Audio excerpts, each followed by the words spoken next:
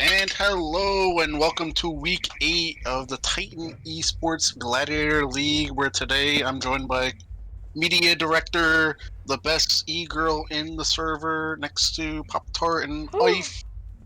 Next to. What's your name?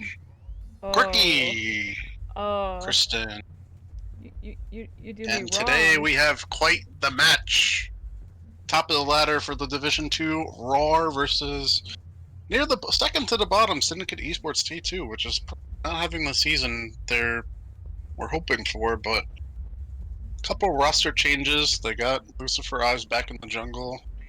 He did get beat again by Batman last week, but looking to get revenge on Roar. This is the second time these teams are facing each other, so let's see how it goes.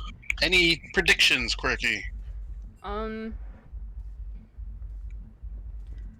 RAWR has been doing good lately, haven't they? I'm pretty sure that's what I've been seeing too. I'm Pretty gonna sure say. their only loss was against Rain, and that was like week 3, so Yeah. I I think mean, that RAWR is gonna take it 2-0. 2-0, I like it.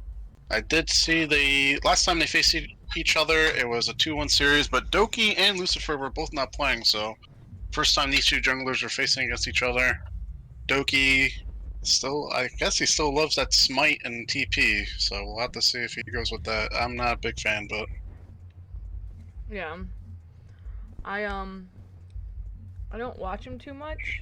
I only watch the ones that I actually stream. Other than that, like I like to watch. I see who's in what rank and everything like that, but I haven't played League of Legends in I don't know. Did you look at my GG? I don't remember. yeah, well, you're gonna have to change your league status from Wood 3 E-Girl to Wood 4 because you got demoted. Yeah. Didn't even know you can get demoted. uh I let's think we're see. waiting on somebody to cut watermelon. Wish I could have some watermelon right now. I had some Saturday night. Yeah, So, I'm about to go pick a farmer's market this weekend and get some for myself. that'd be nice. I should go to But the farmers market this Saturday. it's only Monday, so counting down the days for Friday. Right? Nice, Doki's having a problem with the ready button. Do, do, do, do.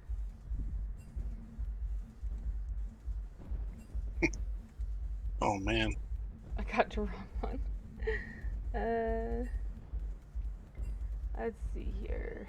this is under your expertise, so My expertise. you're the media director. It's Oh, it's. Oh, and we're go. underway with the draft. Wow, It doesn't tell me almost my on last time this name. week. Almost, yeah. Well, we started on time.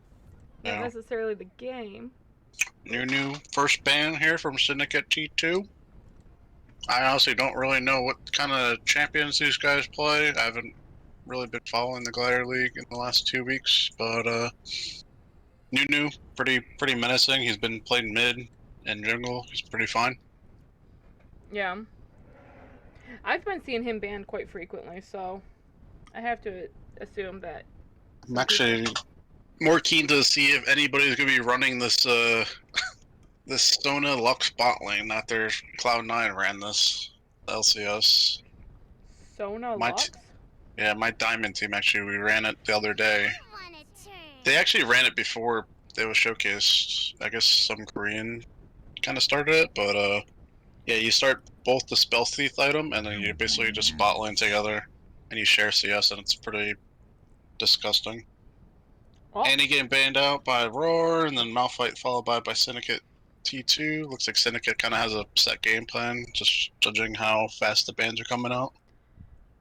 so you're saying I have a chance with Sona? Yeah, just ask your AD carry play Lux. Do not confuse cowardice for wisdom.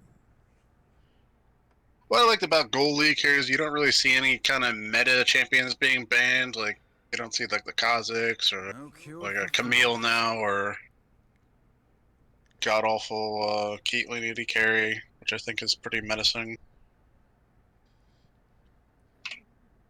got the Yasuo, so it's all basically comfort picks, which is kind of reasonable what you expect here for this elo.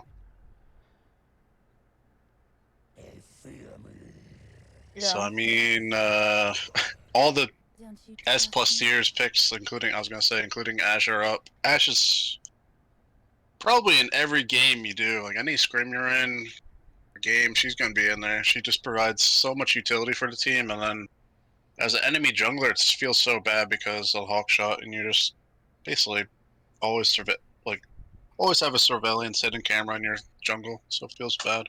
Yeah.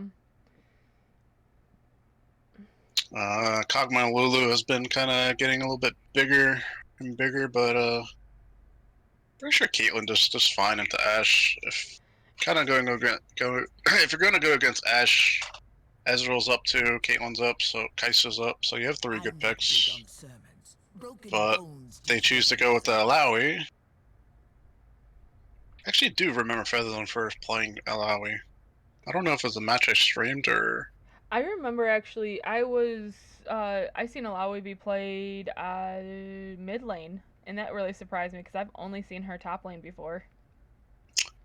Yeah, mid lane's kind of it's pretty cool mid lane because her tentacles, I think at least at the 2 either end of the lanes can actually reach like 3 tentacles in one spot, so it's pretty nice.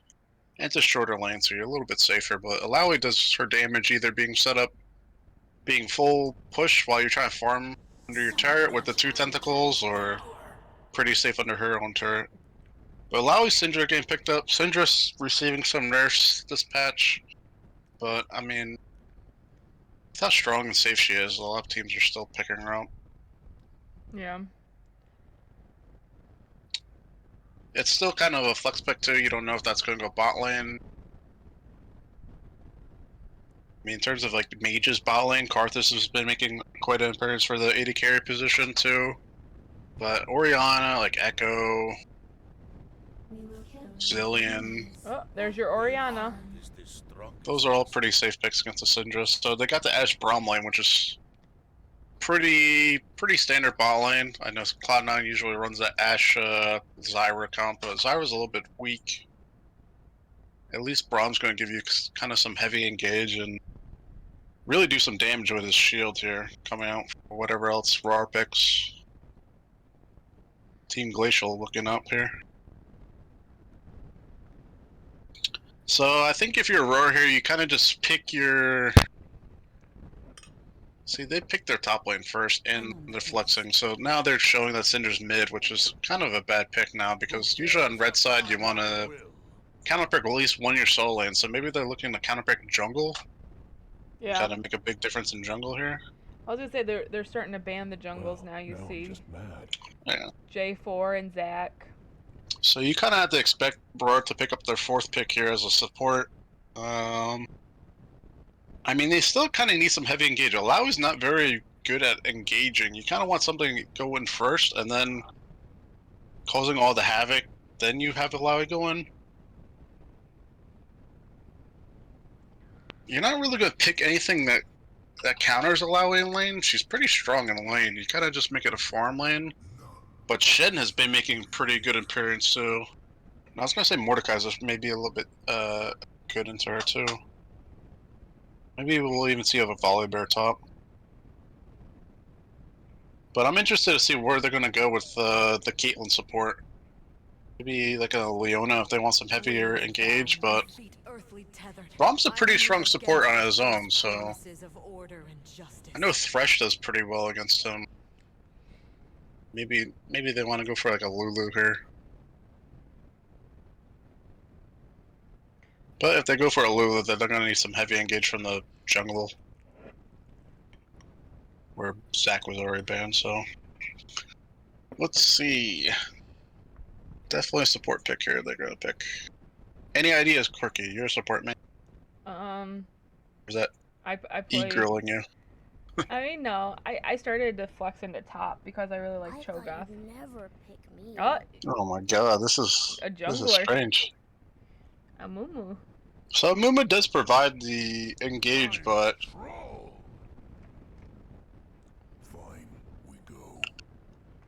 Oh, I boy. mean, Syndicate T2 right here is just showing a very strong, like, overall standard composition. Almost all Pretty- frost too.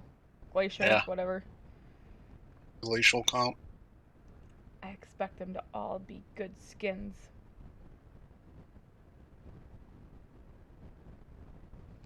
So I don't think Ornn does the best against Alawi, but Ornn's one of those champions where it's the most blindable picked top laner you can choose and still kind of be relatively safe.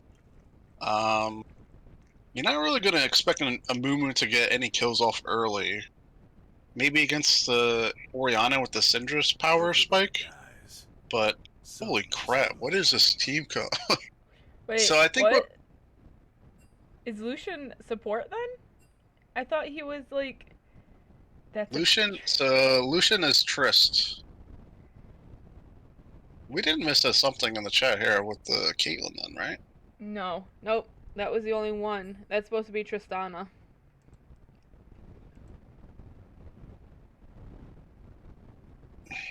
Tristana, yes.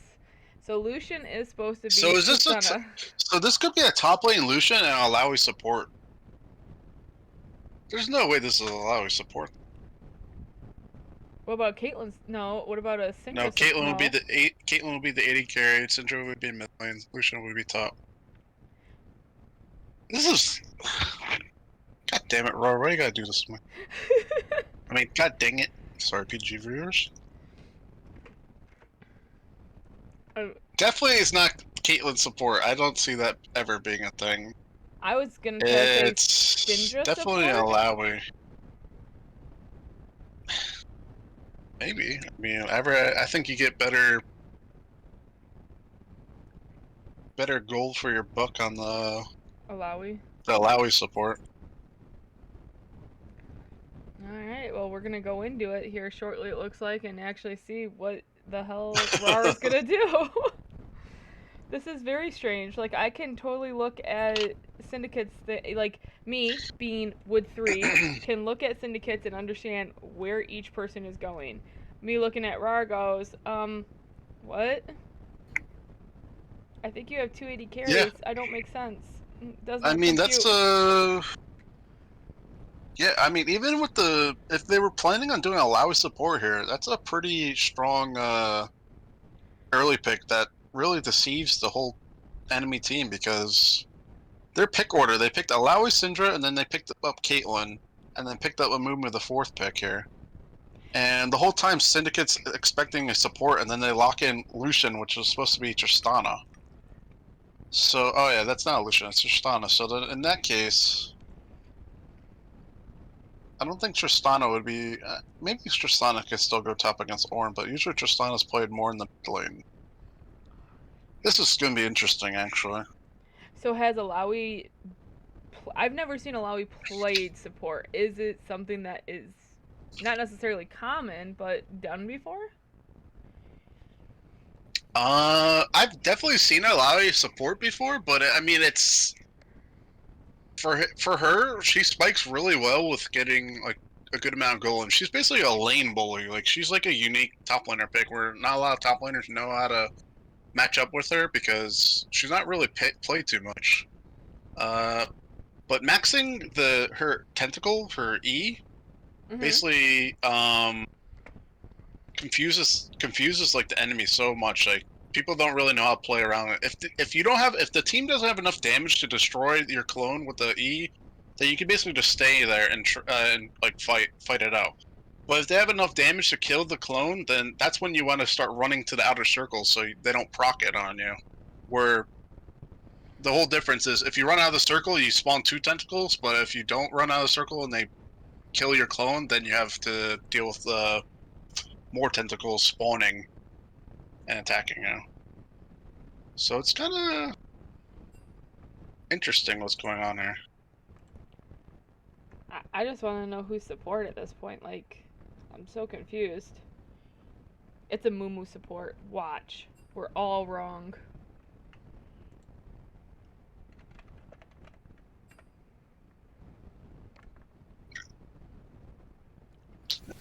Basically, like her Alawi's E can be used as a huge slow negation. I think it's like 80% slow with like, and if they pop the clone, then it's even more. It's like probably I think it's lower. I think it's like 50% slow hitting you, and then if it's procced, it's like 80% slow for like 2 seconds or something like that. But definitely interesting where they're gonna do this. I mean, it's something I don't see Syndicate kind of prepping for this team comp here, but overall the Syndicate's T2 team composition is a lot more standard. So I think with how powerful their comp is right now, I don't think they're going to run into an issue with this team comp with the double 80 carry here from the Caitlyn and Tristana. So who do you have your money on then, RAWR or Syndicate? On paper right now, how it is, not being played out and stuff, Syndicate's comp should win this game, in my opinion. They have all the tools. They basically have great disengage. They have great engage whenever they want. They have a Braum great for this level 1 invade if they want to.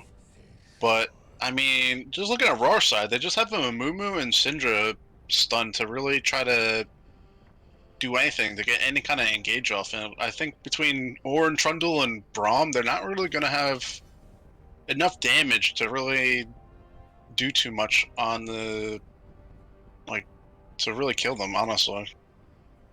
Despite having 280 carries, it's just going to make them just pretty much tankier, where they can build all armor and then they can just focus the Syndra down, and then it's basically game over. But Alawi is being picked here for the top lane with Mumu jungle, so with that, then I would think you would be right here with the Tristana mid support Syndra. That's what I'm thinking. Do have to remember they have up to 20 seconds remaining to trade around, so they maybe it's just trolling here. Yeah. But I mean, the Trundle and Mumu matchup as a jungle main, it's not bad. Mumu is like a weird pick too, because not a lot of people play Mumu, especially not being that popular. But Trundle, I think, is going to have the advantage in this, just better ganking and disengage really, because the Mumu, he basically just bandage tosses in, which is his Q, and then he's basically prone to be in there. Yeah. He doesn't really have a way out, whereas Trundle, he has a pillar to kind of either set up a gank and kind of get himself in there, or he can use a pillar defensively and kind of just stop people from forcing anything on top of him too. But both jungles have pretty relatively good clears. I'll be interested kind of looking at Doki's clear and see if he does it the same way I do, where you basically start the talisman item and then you're basically kind of doing like a fiddle clear, but you're just not having the stuff. You're basically doing a fiddle clear almost, because your E and the machete, the talisman, give you so much health regen. You can do both camps at the same time. So it looks like it's Caitlyn support, Syndra 80 carry, Tristana mid, Amumu jungle, Alawi top. I'm just staring at him. I'm like, are you gonna move? Is that what we really have here? I mean, So, either way, Syndra Caitlyn is what I thought. I'm just wondering what this, like, I don't know. It's not. It's like not like a. It's not like an MF support or like an Ashe support. It's a Caitlyn support. So it's like it's kind of weird for me to know like what she's actually going to provide. Where they got to swap for Caitlyn 80 carry Syndra support. So I like that a little bit more actually. Oh, they just swapped. Nope. Yeah, Syndra dropped down. Yep.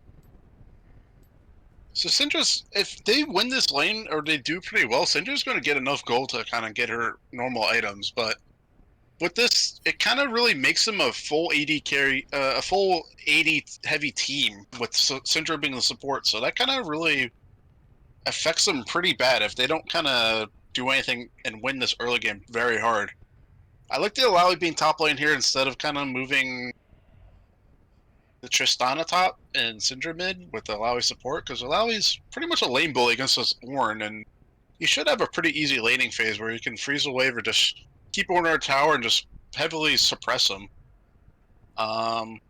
But yeah, like Roy's gonna have a hard time doing any damage. So that the Braum, Trundle, and Ornn late game, they're just building full armor basically because the Syndra's just gonna be very behind all game.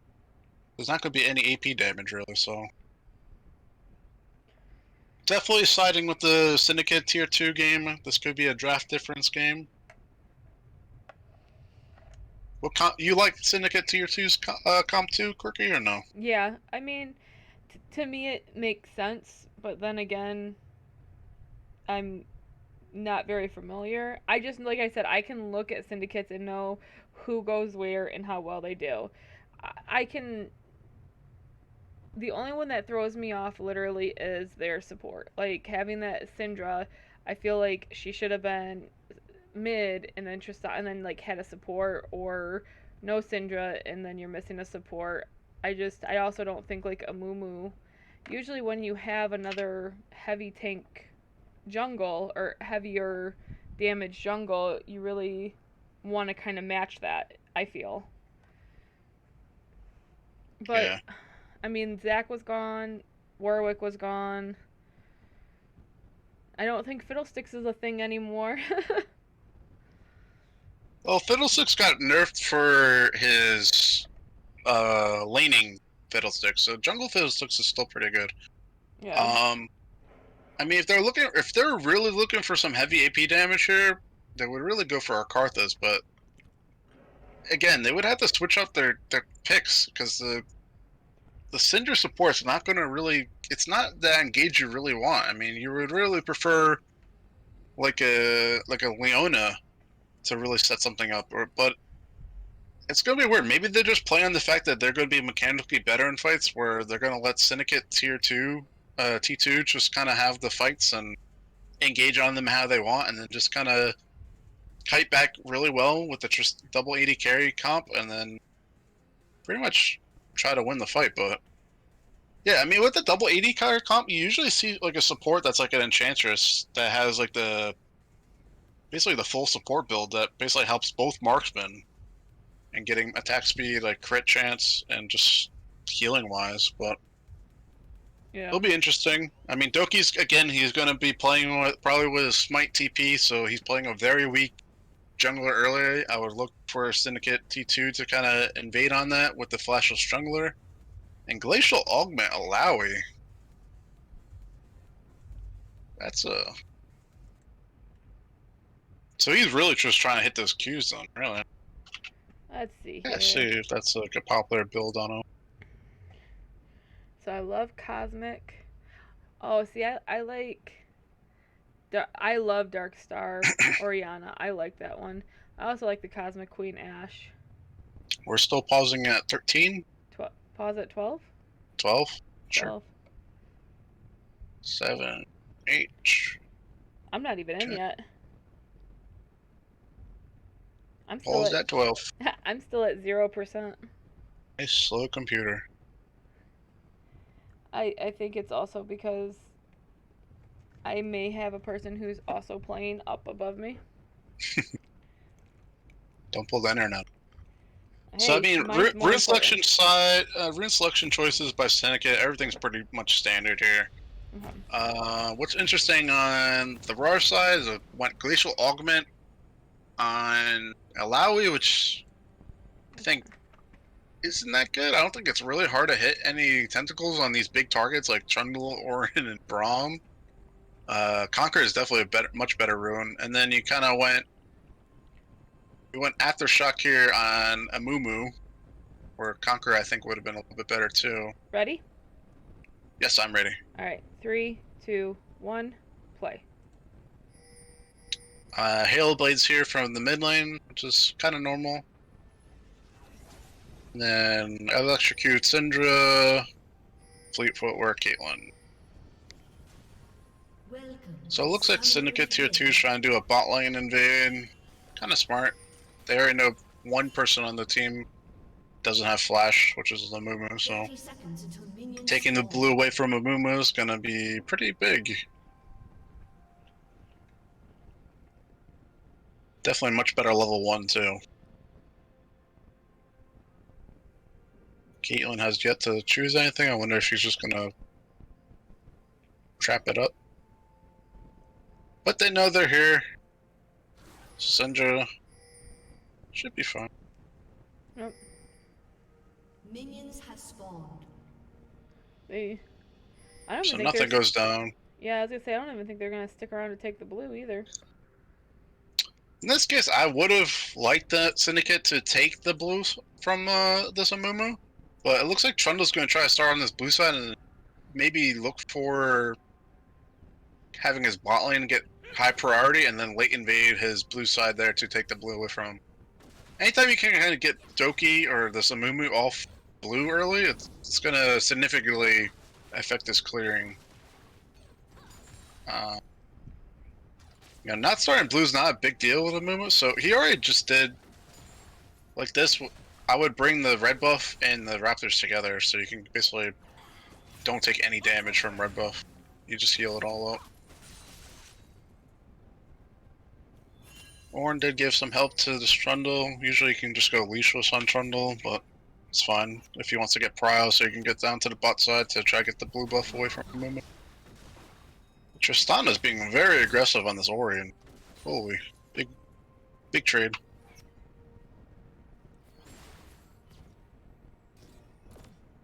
Also went Ignite Tristana, so she's looking to try to just get very ahead on this Ori.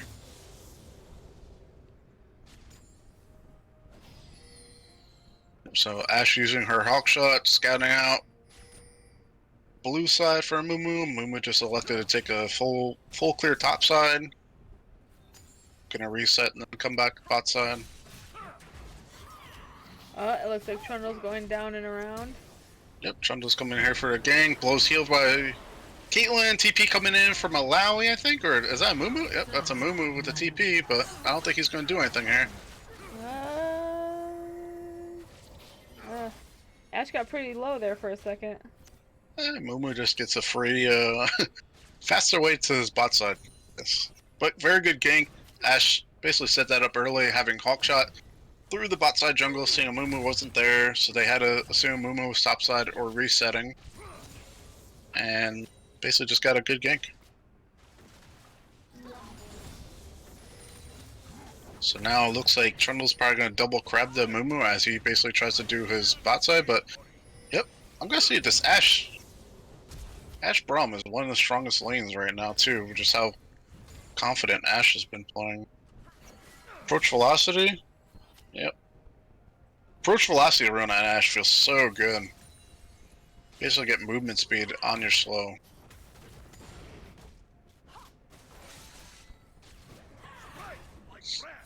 So Trundle double crabs Amumu. Amumu's still stuck bot lane here. Just gonna be feels bad. Farm.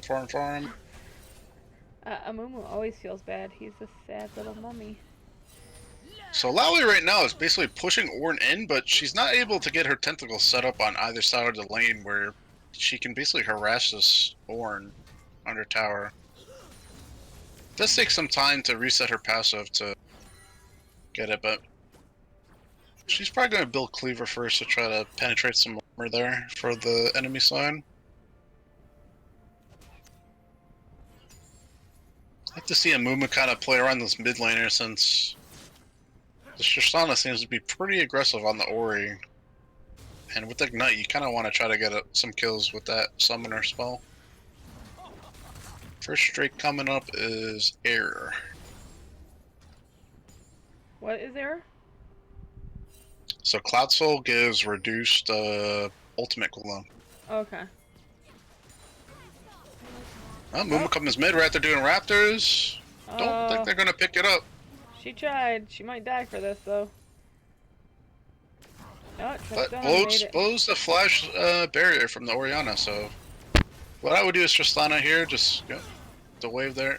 Kind of greedy by the Orianna stay here, but reset as Tristana and basically just try to set that up again too for your jungle. Trundle going for a very aggressive dragon, even though he just saw Mumu mid. Blows Trundle's flash. Now Tristana has to be careful here about this Trundle. Blows flash, but gets out. I think Trundle's going back down to try a second chance at that dragon, or is he looking to, yeah, maybe clear some vision down there? Would be kind of greedy to go for this, but he may just look for a bot instead. So Tristana's just basically Wing off cooldown, jumping on top of the Orianna, as she just tries to do it, but gets shockwaved. Looks like she's going to lose that trade. Oh, they trade 1-for-1, gets the last auto attack before Orianna actually gets hers off.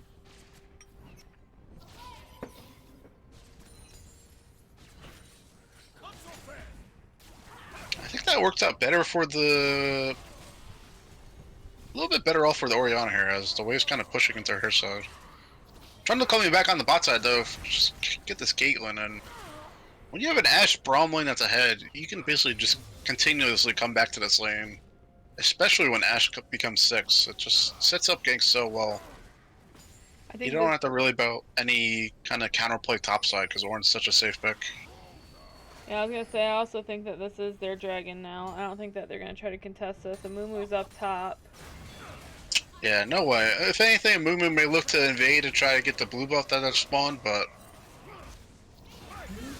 nothing really you can do at this point. He's going for top Scuttle Crab. Don't think they have the damage to really kill this Ornn, so... Really, he should just be looking kind of... Use his first ultimate mid lane to... While the Orianna has no flash barrier.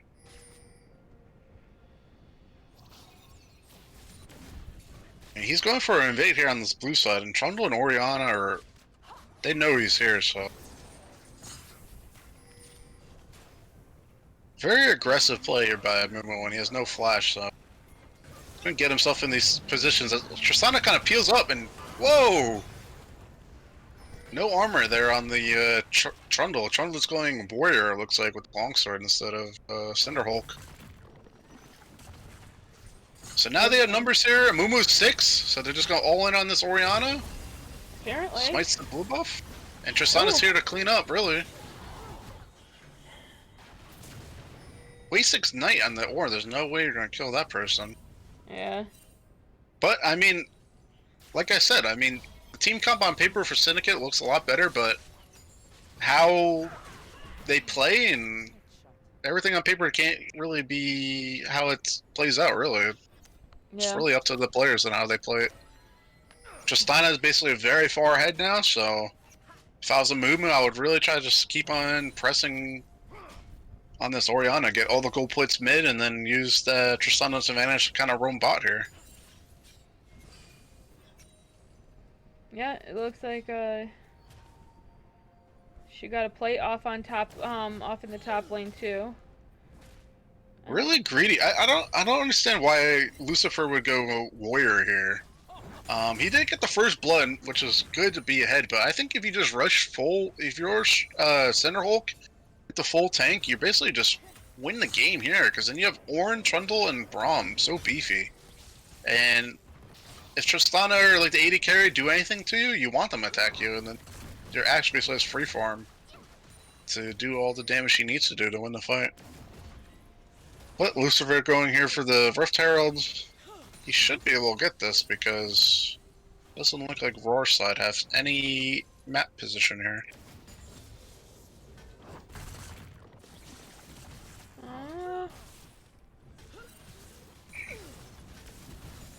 So this is where Lally is kind of getting that annoyance where she has her tentacle set up on the Ornn under tower, but a movement coming over doesn't look like he wants to give this off easy. As Lally comes over, lands the bandage toss, gets bursted right by the Trundle and Orianna.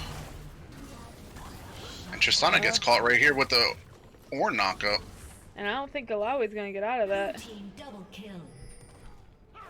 So really sloppy. Instead of just kind of pushing the Trundle off and then kind of securing the Herald with the Alawi coming down, Amumu kind of forcing a fight, and it's not really, they didn't go to their favor.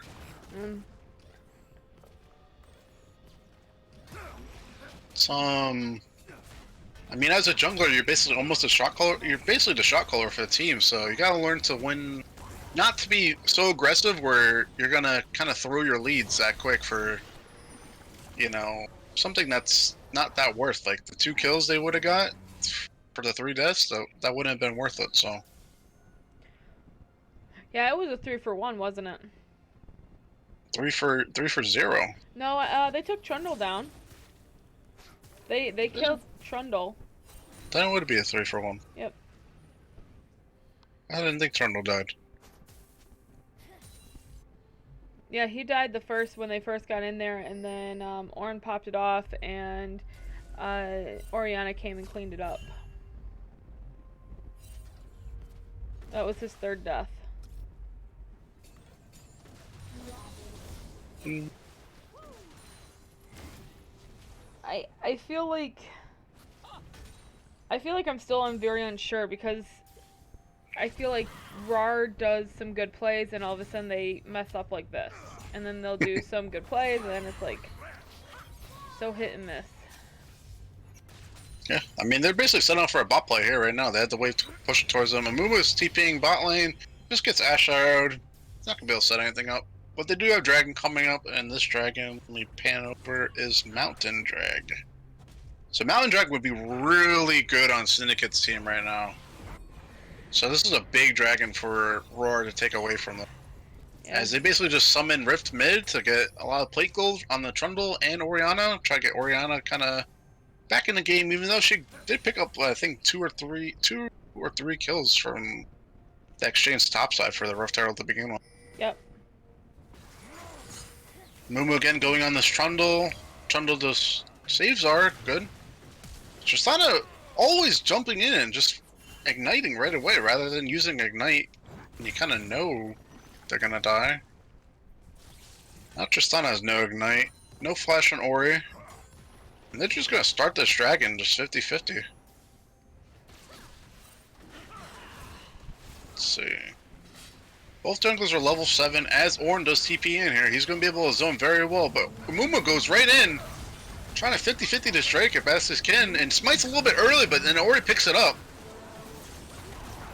Tristana's doing some heavy damage on the Ornn, but you want to be focusing on that Ashe there. Brahm's really low, so he's going to get the reset. And she may be able to kill this Ashe. She does, nice. So is that very good 3 for 4? Turret plating will soon fall. So, yep, 3 for 4 in favor of RAWR side, but they do lose the Dragon, which Doki was actually pretty close to getting the Dragon. He did smite a little bit early, had about 100 health left on the Dragon.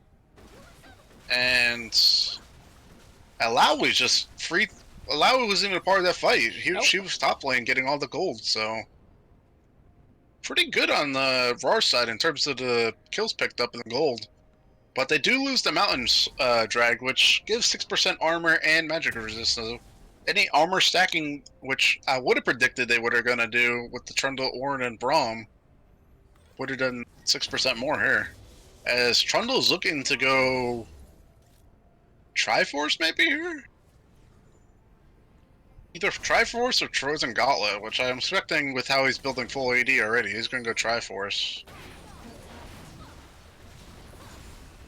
Mumu building Glacial Shroud, so wonder what he's going to build that into. Either Frozen Heart or... Doki is not going to get out of that. And that's just the hard things of having no flash. You basically go on top of the Trundle right now, who's full AD, and then you're trying to kill him. You can't really do too much. And they just basically 100-0 the Tristana under tower, diving her. Good roam here by Soul.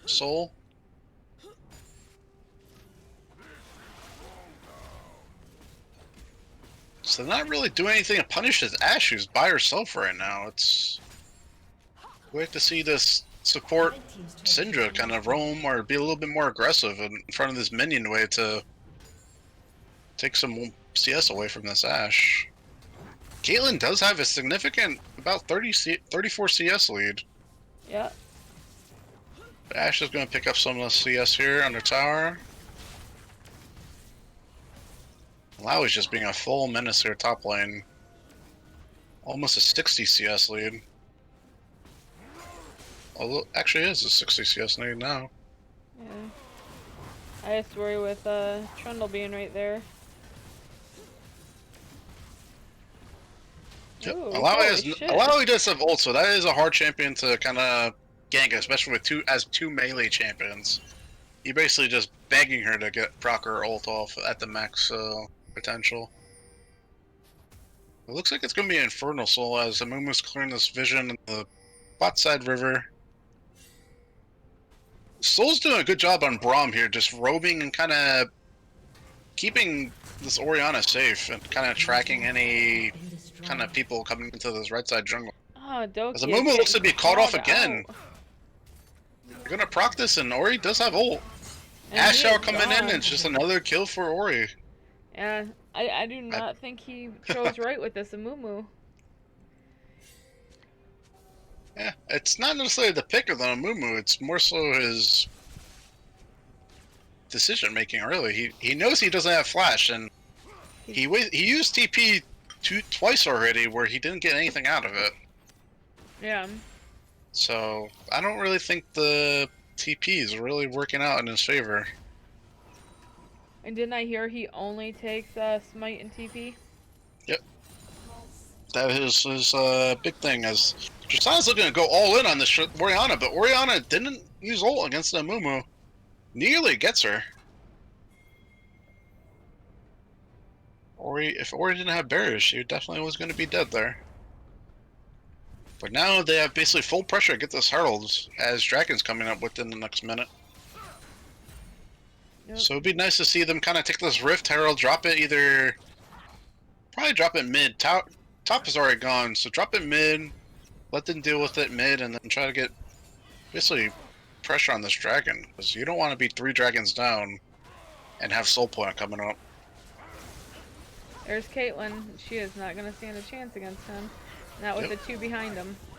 So smartly done by Lucifer, as he kind of knew that we lost pressure for Rift. Let's kind of go bot side and secure great drag vision, and Caitlyn stayed by herself and just got dove. Ashe didn't have to use ult, Braum didn't have to use ult, just pretty clean. Lucifer did use Trundle on her, but not really anybody. I mean, the only target he really wants to use his aura on is Amumu right now at this point. Alright, Amumu. Chillax there, buddy. Amumu going in, misses the bandage toss. They don't have crab here, but Ashe's arrow uses defensively again here. Yeah, so they're pretty much safe to do this, at least get some damage off of this dragon. Braum has no ult, Ashe has no ult, Ori does have ult, and they have to be careful of this Orn engage here, as Trundle they goes got over. it, though. Do secure the Drake, but they may lose some members. Yeah, it looks like As Cinder gets caught, and now Ashe's approach velocity is just going to follow them up.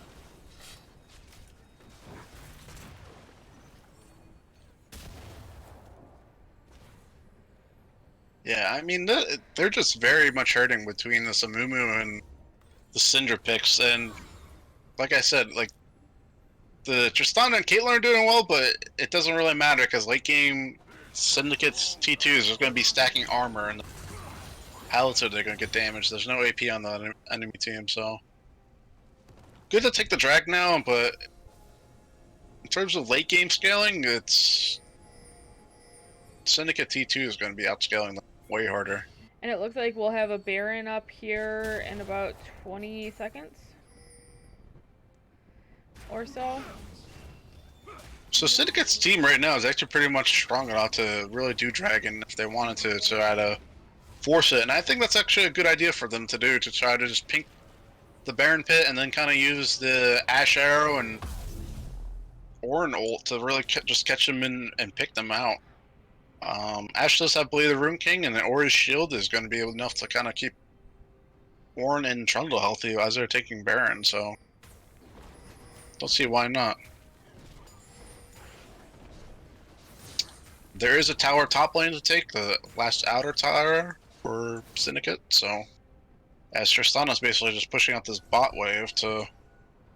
But she must know if she's bot wave right now, then Syndicate may be forcing a Baron. As we see, they finally see Tristana here bot lane, but now they're reacting to go to mid, protect their outer. But Yeah. Tristana's just going to get this tower for free. As Ornn kind of comes to match her. Yeah. Ults the Ornn out of the way and just gets the tower. I like that. She just did it. She That's goes, the way you do it. "Yeah." Who needs ultimates anyway? It's just like her using her ignite.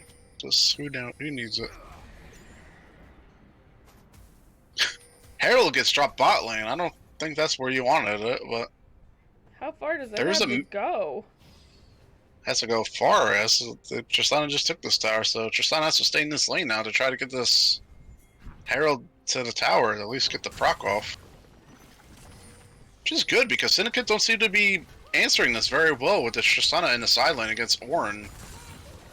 Ornn can't deal with the Tristana very well. Yeah, and they're torn between trying to go for Baron or trying to go like. So now RAWR is trying to set up a pick here. I know ward at Bush, but Mumu's coming in here with Alawi. Alawi is Guardian Angel, so she's going to be pretty tanky. Come on. Used the ult a little bit prematurely on only one target, so she didn't get that big an ultimate, but does enough damage to the backline with the tentacles to really kind of get them away. They were only Charged able to up. actually kill one though.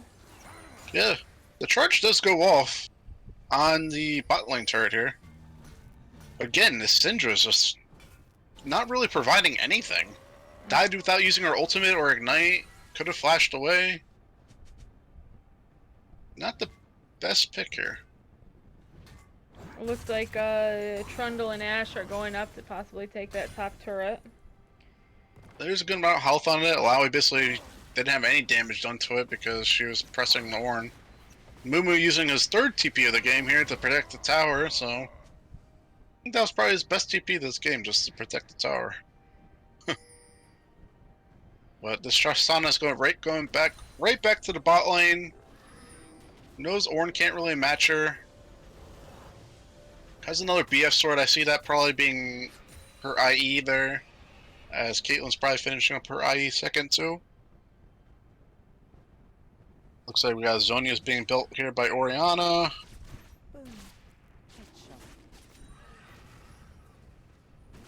Let's see.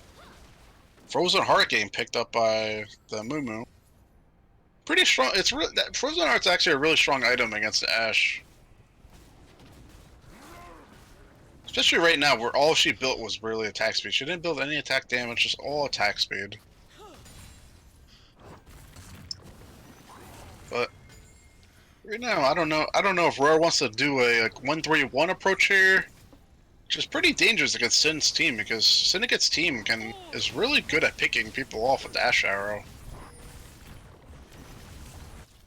Whereas Syndicate probably just wants to do like a 1-4 mid lane here. Now Dragon came up, so now both teams have to kind of address that.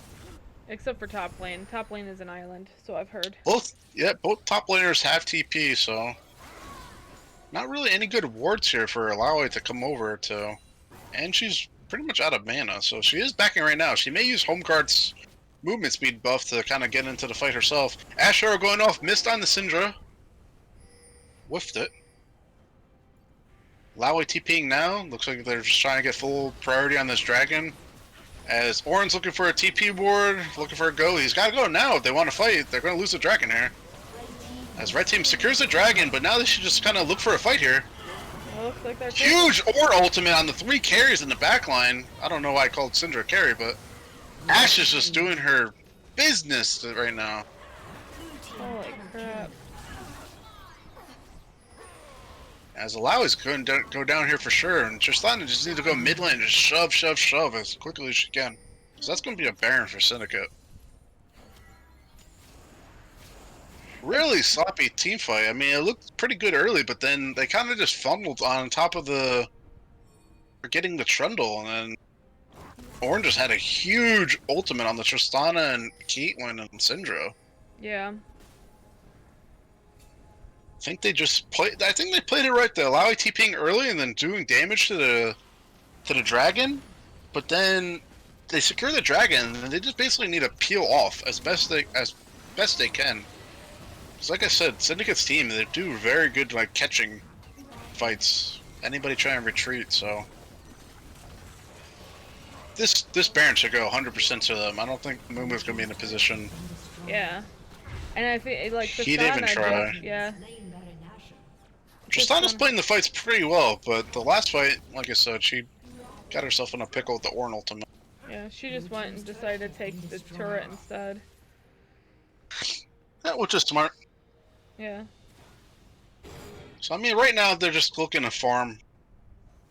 And you look at the farming, Alawi's 80 CS up on the Ornn, and Tristana's about 30 CS up on Orianna, so they're doing a really good job of out-farming Syndicate right now, but the team fights have been a little bit sloppy in their favor.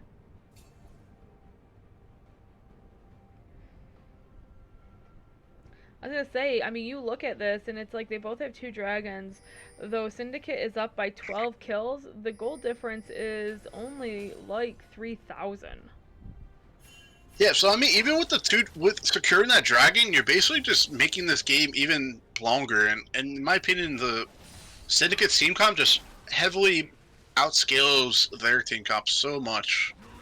Like all these CS differences right now are just gonna get. It's gonna go more in favor of RAWR side because the minion's gonna be pushed into them, but I think just overall, once the team starts getting items, they're just going to outweigh them so much. As Amumu's looking for a flank here on the back line, gets the ultimate on 4 people, but he's just going to die. Yeah. As the whole team's following up here, or gets a huge ultimate on the Syndra and Alawi, and Caitlyn's not really in a position to do too much. Legendary. Oh boy. Pulling the gun a little bit early. I think you just need your Tristana to do more of the damage because she's the most fed on your team right now. She basically has 9 of the 10 KPs, so you want her around if you're going to try to do anything. And I I think it's perfectly fine just giving the tower and giving the inhib and keeping everybody alive. Don't give more gold to this team. yeah.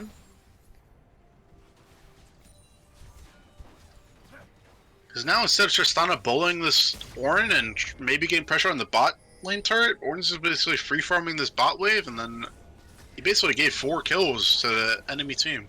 Yeah, and then they're gonna come up and they're gonna get this top. Well, while that was happening, Tristana was down and took down their bottom tower. Yeah. But now they're gonna get this top tower and they're just gonna push top, and the only one up there to match them is Alawi, it looks like. Yeah, nobody's able.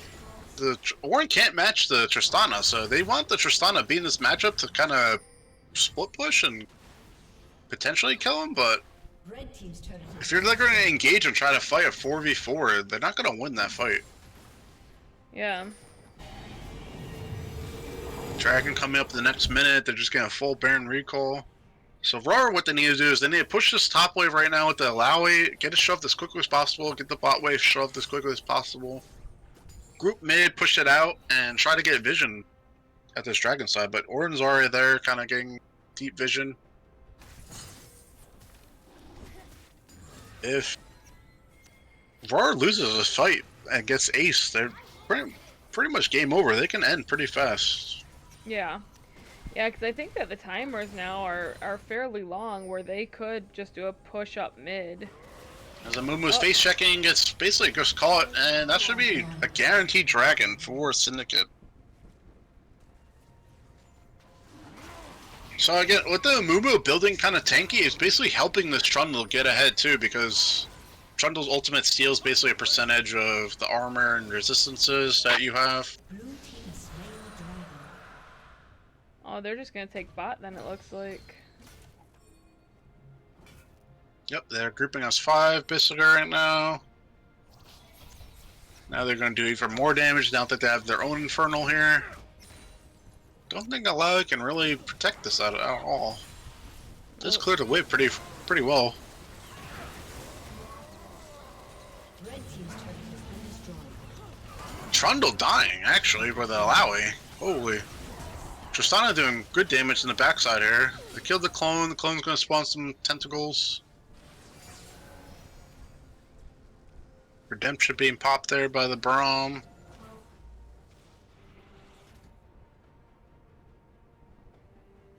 But see the differences in the team choices here. Syndicate, they kind of get the tower, lose the Trundle being kind of a little bit troll, but then they don't push their advantages. They kind of just back off now. No Barons coming up, so they don't want to give RAWR a way back into this game, so they're playing it very smart. I honestly feel, and nothing against Doki, but I do feel like he's been caught out so much just on his positioning. Yeah, basically RAWR is right now playing a 3-5 in my opinion. This Syndra and Amumu are not providing really too much, and I mean, Caitlyn's. We'll see the damages, but it looks like it's really Tristana Alawi against the enemy team right now. Yeah, I would agree with that. I think Tristana has been in a lot better positions, but I mean, just Caitlyn's very farmed. She's, she's out CS'd her opponent, but Ash has a lot more gold because of the KP differences. Yeah. So I mean, as RAWR, I mean, if anything, you maybe go for a Baron still here, but if you can't I don't think they 5v5 this. This is a huge bait. They have Alawi in the bot side here, so they may just try to have Alawi kind of do some damage here, but they're gonna have the people go mid because of supers. But Doki looking like he's getting caught out again. Good ultimate by Tristana, but that's not gonna save him. Actually helps Trundle get a start on the Baron, pushes him right into the pit. And Orin's down there to meet Alawi too.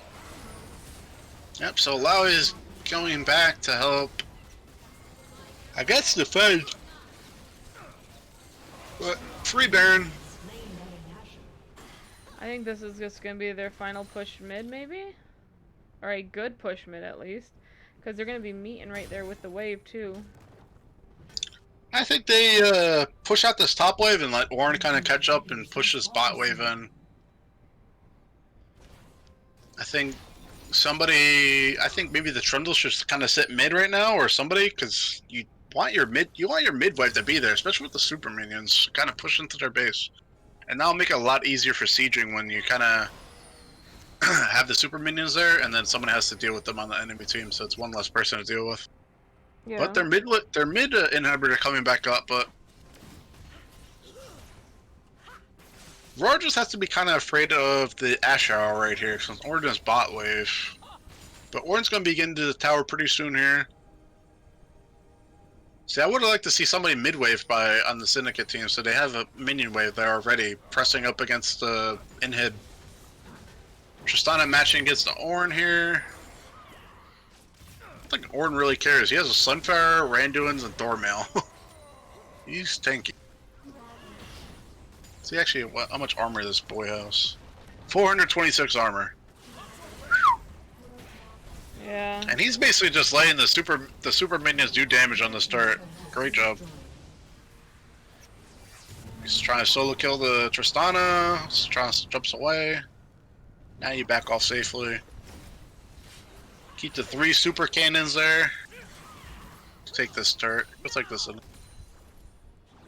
Again, nobody from Syndicate rotating for this mid wave. A lot of pressure they could be getting here. Make this turret. And Tristana going for an all-in on Ornn, but Ornn just hammers her down. He was so close. I think that basically just finalizes the game right there. That's a nail in the coffin. Caitlyn goes to match him, but Tristana close to finishing Gladiator the Rune King, but I don't think. Braum with a great ultimate on the Mumu and Syndra. Trundle flashing for a backline for the useless Syndra too, and just. This looks like a cleaned up game. Or you're using ultimate to try to KS, but this is it.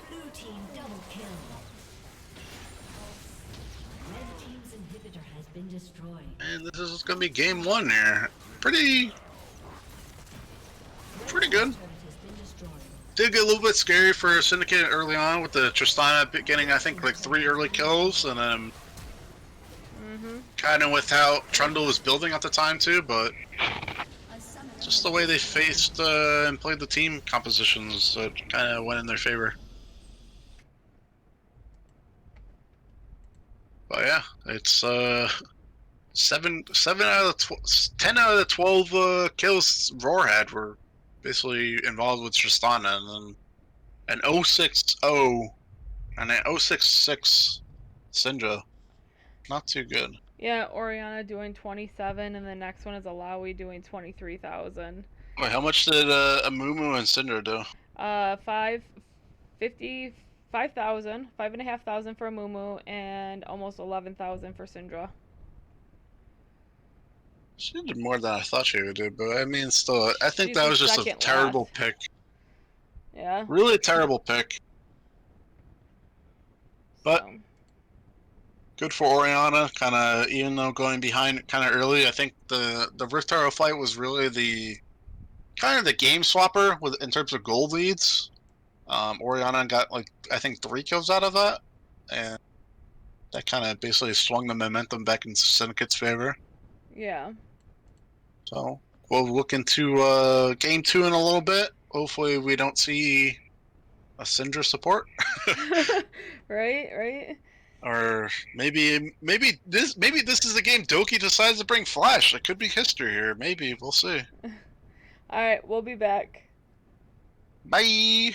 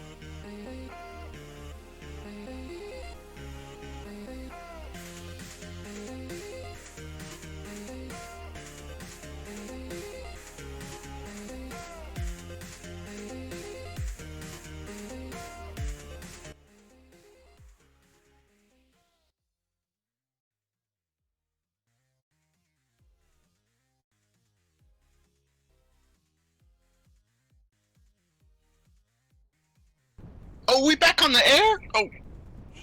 Hey, we back for game 2 here. Titan Esports. RAWR, I mean Syndicate versus RAWR. Syndicate just took a pretty convincing win. Well, wasn't too convincing. Early game was a little bit of a struggle, but their team fight and macro play kind of excelled. So The ball is angry. we're into the draft now, and we're seeing kind of Swain and Oriana ban here. Malphite and Swain was Yasuo. Malphite Yasuo both banned from Syndicate last time. Swain was banned last time by RAWR, but now Oriana kind of banned here. See if they want to ban the Annie again or a Warwick.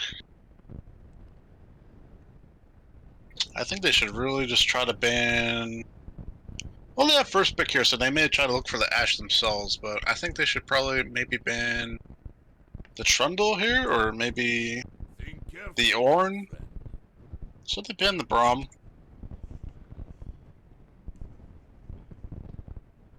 Playtime's over. Oh, So they banned the Ashe. banning the Braum here is kind of weird, because usually Braum's kind of paired pretty well against with the Ashe or specific ADs in mind. But Braum is pretty counterable in the sport matchup. I mean, they did have a hard time against it because they had a Syndra Caitlyn bot lane, so they can't really do too much against that. See what they have priority here for their first pick here, taking a little bit of a while. But Doki does select the Nunu mid. I mean, Nunu jungle. Could go mid, but I think that's Doki's signature pick there. See, let me look at his op.gg real quick. See what his most played is. New support. Doki wrote in chat. Ooh, Caitlyn Morgana.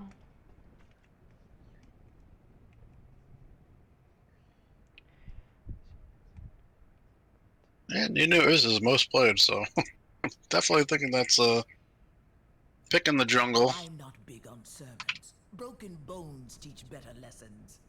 Caitlyn Morgana, one of the stronger bot lanes together.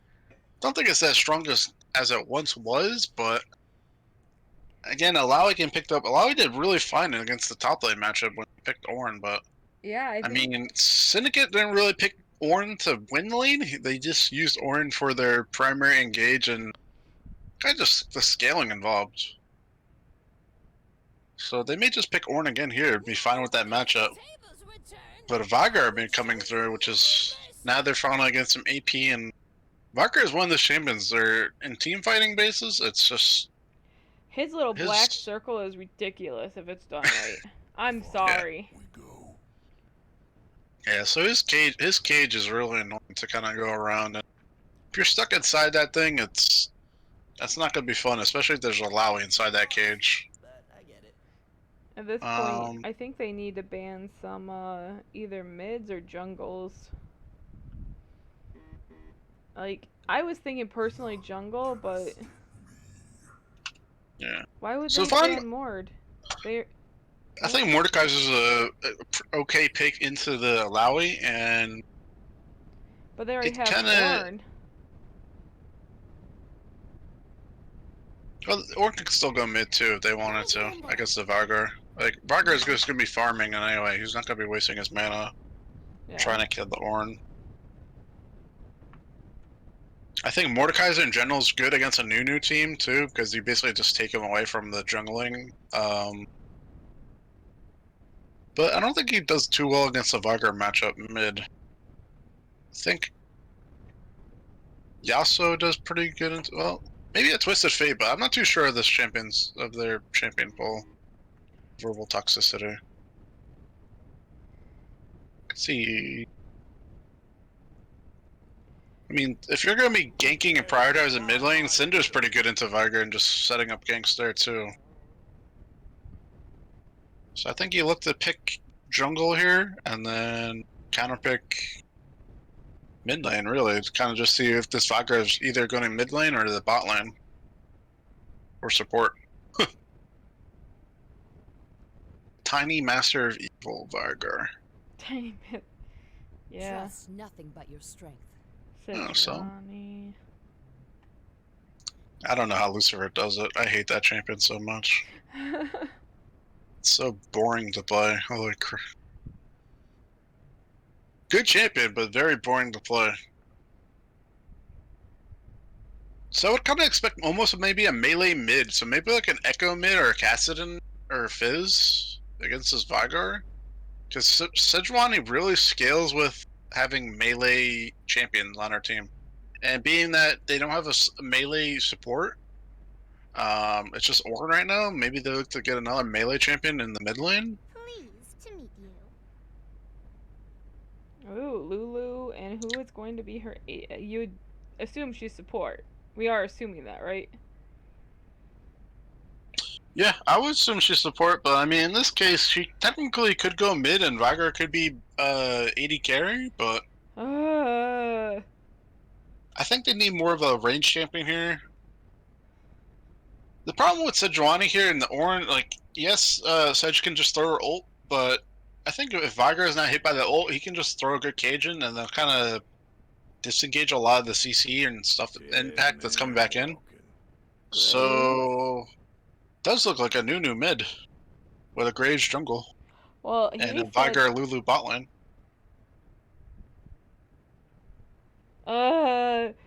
their comps confuse me. It make no sense. Just like Doki's speech. He said a new support though, so I don't know. He scares me. There is no antidote for me. And they wrap it all up with a Cassiopeia. So So who do you think's gonna win? Based on this?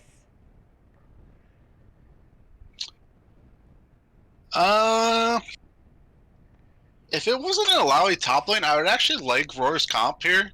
Nunu mid is actually pretty good if played right. But I mean, this is the Gold League, so you gotta expect some mistakes. The problem with Nunu mid is he's basically able to one-shot the wave, the backline at least, by kind of starting a snowball between the two towers and then kind of just rolling in. And then he basically just uses his next cooldown on his snowball, his W, to go down the river and just basically roam. So if you don't have really good vision mid lane, it's just going to be constantly the mid laner saying Nunu's missing, like you gotta be careful. So it's not going to allow the Caitlyn Morgana and the Ornn to be aggressive at all in these lanes.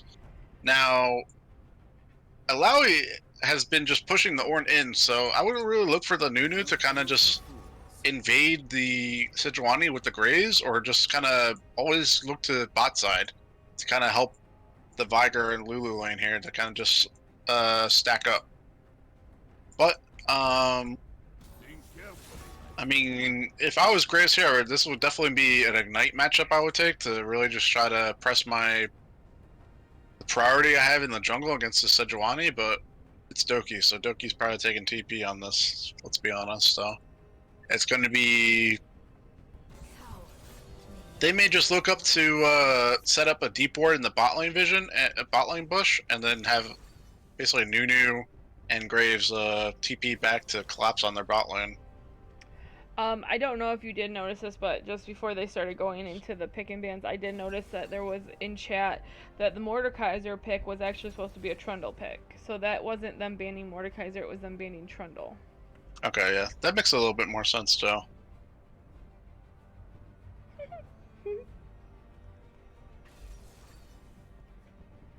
Yeah, because I think at that point they already chose the Warren already, and then... Yeah, because Mord was the fourth ban. Yeah. Yeah, that's why I said it didn't make sense to me, because Mord is usually top, and Ornn is usually top. I've rarely seen him anywhere else. Hey, you're lost. I get it. But again, you look at Syndicate's team, it's kind of like a very formalized composition that many teams have used already, too. It's not I mean, it's just good overall. There's nothing really more to say about it. It's if it's executed again how they played the first game, where they kind of maybe struggled a little bit early game, but with all the objective fighting and stuff, they're kind of all on the same page. Then they should really win the game. Honestly. What's going to be scary though is the Vigar. If he's scaling pretty well with and the Graves gets a good lead on the Sejuani, then they're not going to have any backup from the Sejuani in terms of ganking power and just map control overall. So the Vigar is going to be able to just throw his cage down. Nunu's going to be coming to lane, and then whoever gets caught in that cage, good luck, because you're going to be CC'd forever. Forever and ever and ever. No, I hate that cage. Honestly, like watching it, it cringes me. That's the best way to say it. Yeah, and in this case, RAWR is kind of lacking again with the engage tools. It's basically a snowball. It's basically a Nunu snowballing in that the Syndicate have to be really mindful of. But I mean, they could basically just have Ord in front of everything and just black shield them. And the engage basically is over there, and then they can re-engage with the Ord ultimate, Sedge ultimate follow-up. So you're siding with Syndicate winning this one as well, you think? Yeah, I think Syndicate should win this game. I wasn't really... I mean, how Zoki was playing before, he was playing very aggressive. So now he's on a champion that's able to kind of do what he was trying to do against the enemy jungler of Lucifer. But I think their team organization is just a lot better overall. I think having the Nunu mid, Cassiopeia should have kind of... she's going to be pushed in a lot, but she's going to get to a point where she's going to match the wave clear Nunu and then kind of be able to follow, not necessarily follow him, but kind of be on repeat. So I'm expecting Cassiopeia to have TP here to kind of match the Nunu roams and then kind of negate anything that Nunu wants to do. The problem with Nunu though is the early objectives like Dragon and Rift, they usually tend to go to those teams just because his Q does so much damage. It's so free for them, basically, if they get ahead early. But it would be nice to see Nunu kind of shove his wave and then look for, like, maybe, since they're blue side, maybe look to invade Sedge at our red buff after she does her blue, or vice versa, depending if they know where she starts. Because Nunu and Graves are pretty strong in terms of invading power. So I might be right with the 2-0, I just might be wrong with what team I chose. Yeah. I think Syndicate needs this one too. I mean, haven't really been paying attention, but this is a team that kind of has a solid organization. I mean, they were champions last year, finals both for the Glad and Olympian League, and I think a lot of people were favoring this roster to begin with. Lucifer was out in the Olympian League. I don't think he won a single series in the Olympian League. So I think Lucifer is actually on a big losing streak. I think he won the first week with Syndicate on this, and then lost the second series to Batman. Then went to Olympian. I think lost like 4 series or 5 with RKZ, and then came back to Syndicate last week and lost to Batman again on the unknown team. So, I mean, judging how they played, they definitely look a lot better than what their record shows in terms of like goal teams. So I also think haven't they had a lot of roster changes too? I feel like I think so. Yeah, there's definitely, I gotta ask Lucifer after the game, but I mean they definitely had struggles with a top laner I think before, and I don't know if Mons has always been there, but I remember something with like being the pit of the player integrity team. There's like a struggle with one of their top laners, and we didn't prove it or something. But then Lucifer was like, okay, because he's going to have like one of his top laner friends fill in too. Or that was like the eventual goal. But then I think he went to the Olympian League. So I don't know how involved Lucifer was with the team once he left. Because I know Lucifer is like a very intelligent and like jungler wise, he's a very smart jungler. Like I definitely talked to him a lot about like the juggling pathing, just jungle clears and stuff. So it'd be nice to see him get his team on a good winning streak here. okay. So Coven Morgana, followed by Sejuani, Dawn, Crush, John, Sejuani, Dawn Chaser. Jesus, say that 5 times fast. What is Caitlyn Rebel? There's no Caitlyn. What? No. They paused for us, so if you're at 2 seconds, we can just leave I'm it not there. loaded in yet. My God. Don't my God me. Good sir. So looking at runes, it's... Well, I didn't even get to look at loading screen. I was talking so much. It's actually Nunu Jungle raised mid, Yes. and it's an Electrocute Graze, which is interesting, because usually you'll see a Press the Attacker or Conqueror Graze mid. Okay. So... I am paused at 2 seconds, but is your pause timer at 27, 26, 25? Oh, it's beginning. No, they're resuming. I'll pause. We'll pause at 12. Okay, because I'm at 5, 6. I'm at 9, 10. I'll pause at 12 for you. Okay, cool. I'm at 12. Perfect.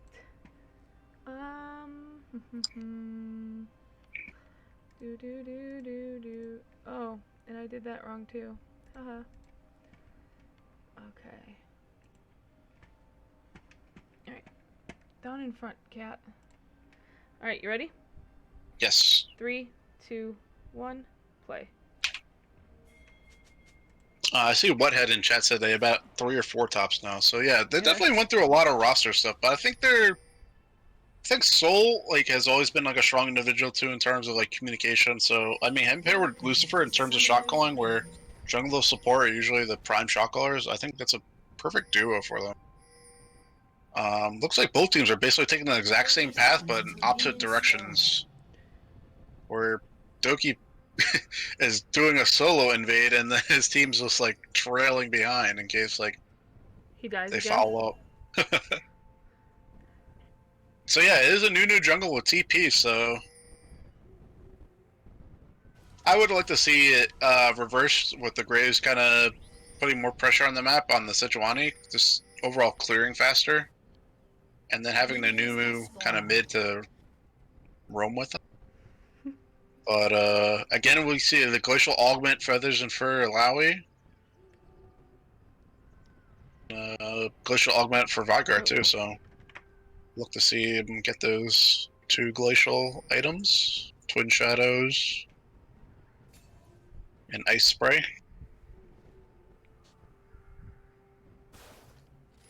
So they get vision on the red. They know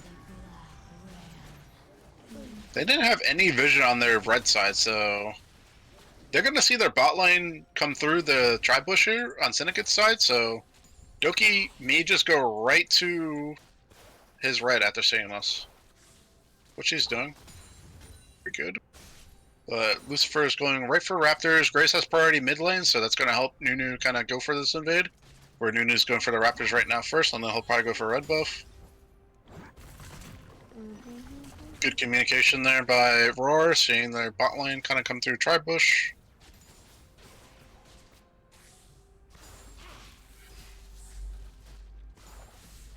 Looks like Morgana took a bit of a trade too, coming through that, so did get punished a little bit.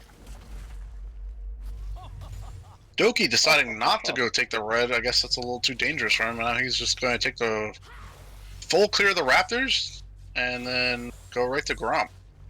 A bit interesting. He's being a safe boy? He's being safe. He does have priority in both the solo lanes, so a little bit surprising there, but I mean, good to see him kind of be a little bit more safer. Doesn't want to get too far behind and get blamed for jungle diff. Yeah. It'll be interesting to see what this Grace builds this game too. He does have Electrocute, so my guess is he's just going to go full lethality with the Electrocute, but if you see the Conqueror build, you kind of see him go kind of like a Cleaver Death Dance build, like a more of a Bruiser. Yeah. Especially against the 2 tanks of Ornn and Sejuani. These fights are going to be pretty lengthy.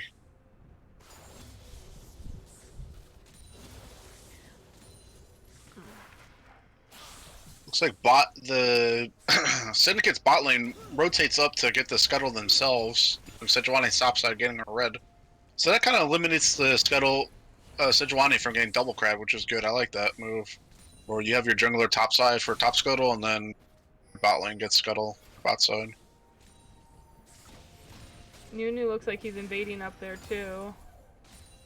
Yep, I think he's checking the red now to see where Lucifer is. Maybe trying to make a play. The thing is weird is I don't understand why he just doesn't take the red there when he has priority and then go for scuttle. Because now, to me, when he goes up for these Krugs top lane, it doesn't look like he's afraid of the Sedge, which he shouldn't be, really. He's not going to die to the Sedge, and he's not going to kill the Sedge. He's just looking to out-rotate and out-farmer. So I would like to see him been a little bit more aggressive there, this game at least. Yeah, you know, he's not aggressive when you need him to be, and aggressive when he's too. And Syndicate's been playing this bot lane pretty well. They've not been pushing too hard where they're going to be under tower. So now they kind of get Sejuani here to let them be susceptible for a gank. But now here's where they're going to be pushing in. And this is where I would like to see... They do have a ward there in the alcove there, which is nice because I think with Doki's team here, RAWR, what they're going to play is they're going to play around bot lane with the TPs and stuff to try to collapse and get their bot lane really ahead with the Sejuani. But Syndicate looking like trying to go for this early air Drake. They tried early Definitely. last time too. Yep, Trundle on his first back came right back and then used the red plant to hop over, but then Doki found him out. Red team has slain So they did get that, which is smart because usually the Nunu jungle will try to go for an early Drake too. So getting that on Sejuani before he got the reset was really smart. Not that air Drake's really that important Drake, but I think it's better off just to keep it on your side and have that soul advantage right there. Raze reset too, got double Doran's blade. Now looking to try to make a move here for the top side scuttle. Nunu's bot side here, clearing Raptors, and he'll probably head right over. But now the Ornn has Bramble Vest, which I think is a really good buy here against the Alawi.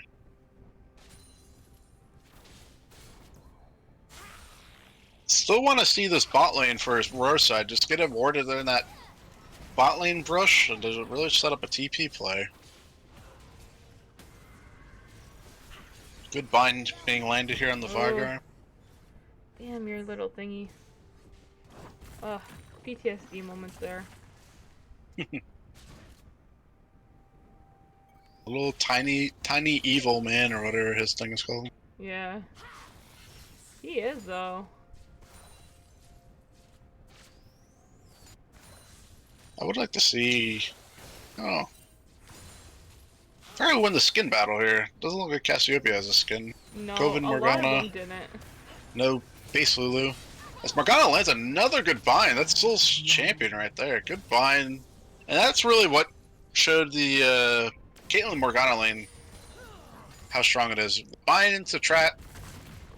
Sometimes you can get trap into bind into trap. But it's only weaker now because Caitlyn, they took away Machine Gun Caitlyn, where you can get your auto attack resets with the trap mechanic. But Saber's still spamming that champion. As Major 1224 is asking to come shoutcast with the homies. Kirky, get on that. Wait, what is he doing? Let your boy come shoutcast with the homies. No, go away. You bother me. I No, suppose let him come. he can come. Yeah, actually, you know what? You can come because I am passing out. Of course he can come, the guy. Oh, Jesus, Mary and Joseph. Can you... Hey, mute. Zerobi wants to know, can you still layer trap and net headshots? It just takes twice the time to get them off. Yeah, I know that. But just how... I think it's a little bit... The timing's a little bit off, isn't it? Yes. Sorry. I'm sorry, Zerobi. I'm working on 3 hours of sleep. I'm doing the best I can right now. I remember talking to Zerobi about that, because Zerobi is, like, really good. Yeah. I think he's a big Faber fan. Yeah. Or Saber. FS on Saber. Yeah, I never knew about that trap mechanic until I actually played Caitlyn and actually started learning the game, and I was like, wait, this is broken for like having an auto attack reset. So, But I mean, this game's kind of playing out a little bit slower. I mean, I think it's mostly because Doki's not being as aggressive as he was the first game here. He's not trying to get those big invades here. Does have the red buff timer and stuff, but looking just for getting the Herald and then this top scuttle. Would be interesting to see where he wants to land this Rift Herald. I think you just bring it mid lane, honestly. Alawi's eventually going to get tower plating there. But Morgana is just basically 1v2ing this lane so well. Just Lulu's not really providing too much in this lane. But Nunu Graves coming bot lane here. Here comes the big snowball. Misses the Morgana as Sejuani comes right in there, but caged up, misses. well, he didn't miss. Graves coming in with the full ignite. Because he was in that cage. Yep, you can flash out if you don't hit the wall. Okay.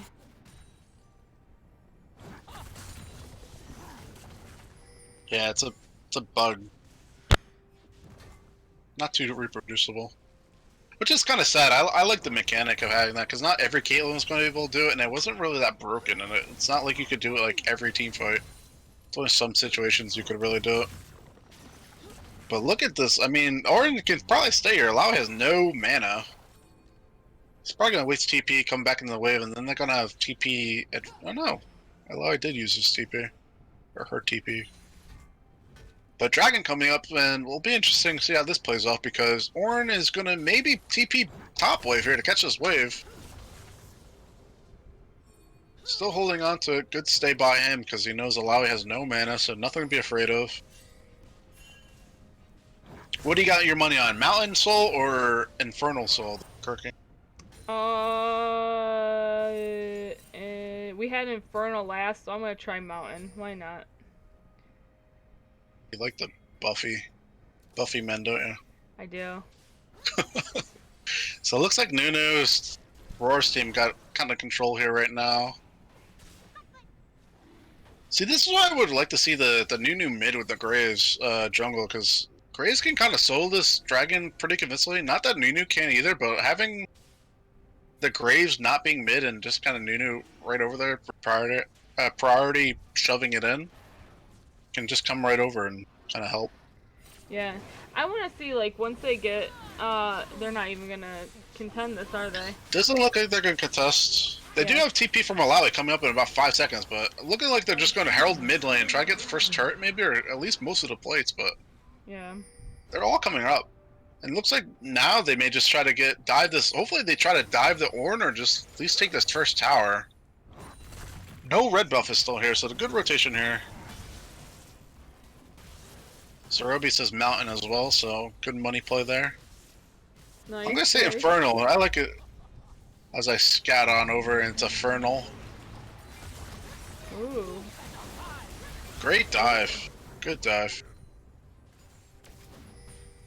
Putting down the Herald in case somehow Ornn just 1v3s them, and at least they're still going to get the Herald off. At least I think they're going to get the Herald off. Nope. Great job by Sedge, stunning it. Nice.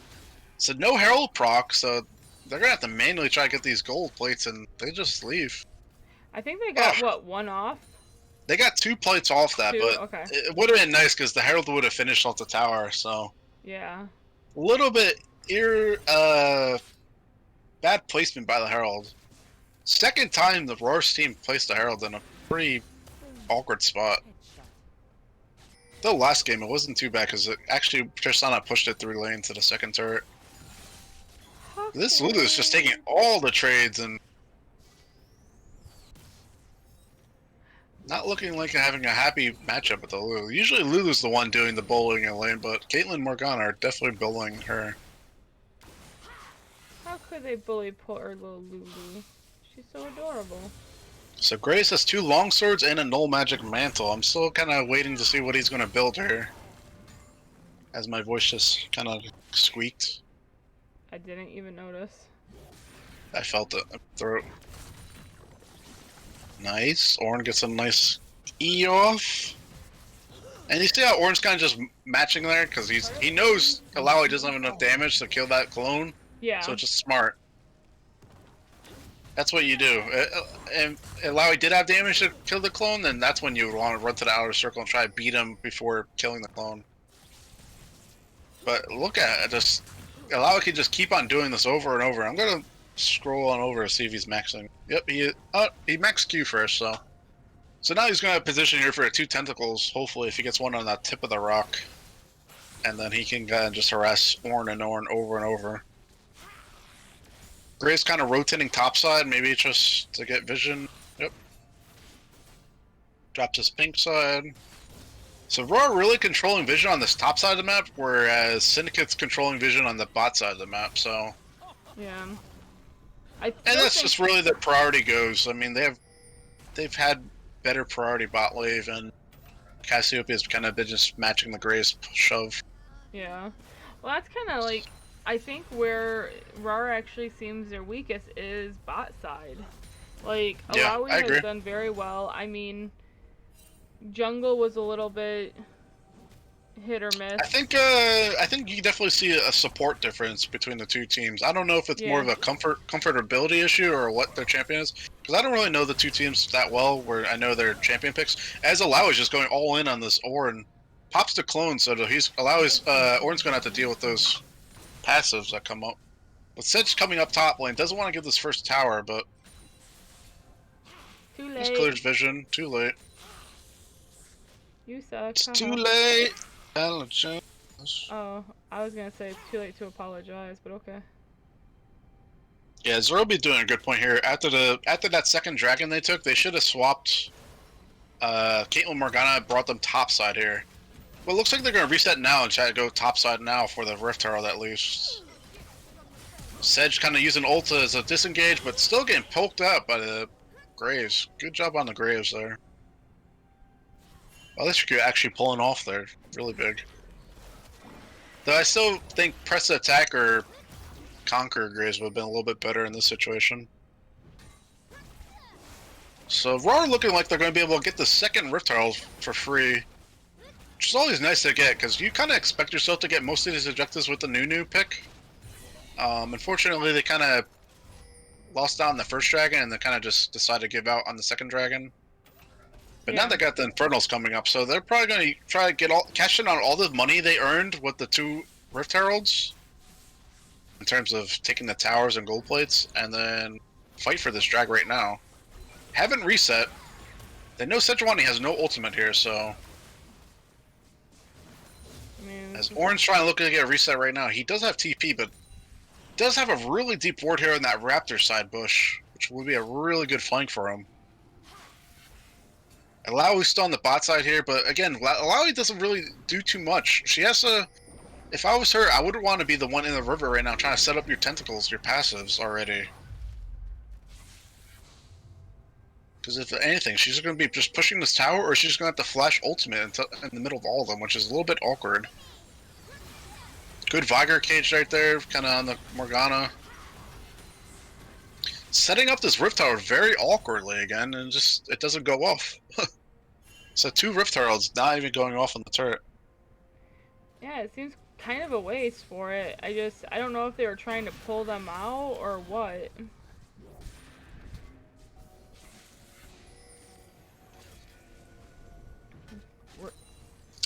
So Syndicate in the draft, they basically round R1, R2, they basically got Kate Morgana, and then they picked up Ornn for their 3rd pick into their Cassiopeia. They counterpicked the mid lane. Come on. So Soulpunk goes over to the Syndicate side, but they may be able to kind of still clean up the fight here. Caitlyn's full health and Cassiopeia's out of room. But Viger getting a great stun. Oh, and Nunu just stunned up there. I don't know. I think there is a tower there to protect Sejuani and Caitlyn, but if they can make it. Lacking some mana on both teams. Lulu's there, but don't think they have enough mana to really do anything here. As Nunu wants to go for the dive, but gets poked out by the Caitlyn Q. And Alao just still pushing there. So, I mean, now 6 kills here on RAWR compared to Syndicate's 1 kill, but they are the down objective 3 scores, dragons. they're down 3 dragons, so... And they haven't done anything with their force rift. a fight. Yeah, it's going to force a fight right now for the 4th Drake coming up. Yeah. Red team's turret has I been think destroyed. overall, though, they have been doing a little bit better with the comp on this one, but they're falling behind on objectives. Yeah, and just judging how that fight went, it kind of was going to be in the favor of RAWR, but just the positioning of Graves was a little wacky, so he didn't get the best AoE damage off. But I mean, you just saw how powerful the Vigor Cage, and he's only scaling from here on out. Once he gets like the Twin Shadows and some more defensive items, like I bet I'll see him get like a Zonius here too. If he was really kind of scared of the heavy engage by Sejuani. But they basically have turret advantage and kill advantages here on the RAWR side. And again, they're CSing. Like, I mean, look at the top lane CS differential. 186 to 95. It's very hard for Ornn to deal with that lane. So it would have been nice to see if Ornn kind of swapped lanes with the Caitlyn Morgana to see if you can kind of negate a lot of this Alawi pressure, but they're just going to stick. As Sejuani's going for this bot lane gank, but Vigor Cage just right there, just kind of really stop him from collapsing onto it. Which is why I thought Sejuani was a little bit weird of a pick in the situation. But Graves and Nunu trying to sneak a Baron here in duo. I like this. I like this a lot. I'm gonna assume Nunu maxes Q, which he did. Very nice. I think they're gonna get this Baron for free. There's no vision on it. This is a very smart move. And there goes. As Allow is just bringing all the pressure top lane. He's gonna pop with Baron here, and he just uses ultimate in a good spot here. Gets Baron. He'd be able to get some mana regen and be able to kind of live out a little bit. Nope. In the hard things, I think that's pretty much worse though for the RAWR side. Yeah. I definitely agree on that. I would have liked to see, honestly, them kind of play a little bit safer with the Alawi though. So Alawi does have the Baron buff with this pressure she already has top lane. Because then her pushing power and split push threat would be that much more impactful against this Ornn. And it would have been kind of a little bit nice to get this Baron buff around more closer to the. Oh my god, this Graves just eliminates this Caitlyn. Who wants to play 80 carry in this day and age when you just pick Graves mid and do that? Holy crap. Electrocute Graves, yeah. Maybe I should look into that a little bit for the Graves mid lane pick. Disgusting, not even a chance. So, I mean, I guess RAWR is really just hoping with this Baron buff, they're able to just to get a much more CS and advantage into the side lanes before this Dragon spawns, so then they can just feel more threatening to Syndicate, where Syndicate's not going to really want to try to even contest this Dragon. But if, again, at the same time, if I'm on Syndicate, it's soul points, so, I mean, I think I would be down for a 50-50, especially when Baron's off the map already, so, like, you're not going to really lose too much. Losing the dragon and the fight. Yeah. But if they get this next dragon though, isn't that soul? Yeah, that would be great for them if they get soul for if they get a 50-50 steal. As And Allow is just basically full pressuring top side. Red team's turret has been destroyed. I think Graves and Nunu or Graves and Alawi or somebody can just go back and get this dragon. It looks like Graves is going back with Alawi. Just shoving the ways. Caitlyn right there. Ornn does have TP. Not really any good wards for him this time. Only got a ward in the pit that's going to get cleared out. Does have a ward here right above the wards bush, wolf bush, where Morgana's still there. Morgana's going to have a lot of vision here to clear, but she's going to get poked out a significant amount. Oh. As Ornn does TP there, I guess he did use the Dragon Pit ward. Nunu's just going to sacrifice himself there for the good of the team. Yeah, I was going to say, one versus trying to take that fight when they weren't in position, I think that was worth the death. So we said Caitlyn got season 10. Yeah, that's pretty much it this season. You get one shot by everything. Stupid rule. So, I mean, Syndicate's team is still scaling, but the problem is if the CS numbers are a little bit better on their side, and it's really just for the top lane, they would be in a much better position. Because Ornn would have his Sunfire right now, and he would have an adaptive helm, really. But now since Allow is being so oppressive on the Ornn, he has to go right into Sunfire into Thornmail, which is going to really significantly make him weaker against his Vigar, having no magic resistance. Not that Vigar is really potent to picking on the Ornn to begin with, but it's easier for them to kill the tank. Yeah. As Graves, as I predicted, is basically going full lethality with a Death Dance here. Death Dance here coming on the Lawi as well, which is going to be a good item. Nunu just went right into Cinderhulk, into good old Spirit Visage. I don't know if this Chain Vest is going to be a Dead Man's Plate or a Knight's Vow. Knight's Vow would be pretty good, but I think Dead Man's is alright too.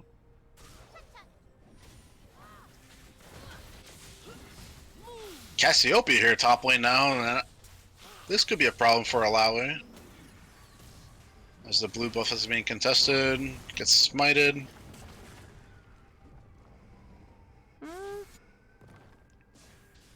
Let's say. Yeah, I think like Caitlyn and Ashe are like the highest win rates this patch right now. I think was Ruby. Disgusting. Oh, he lost the ball. Oh, there goes Morgana. Boom.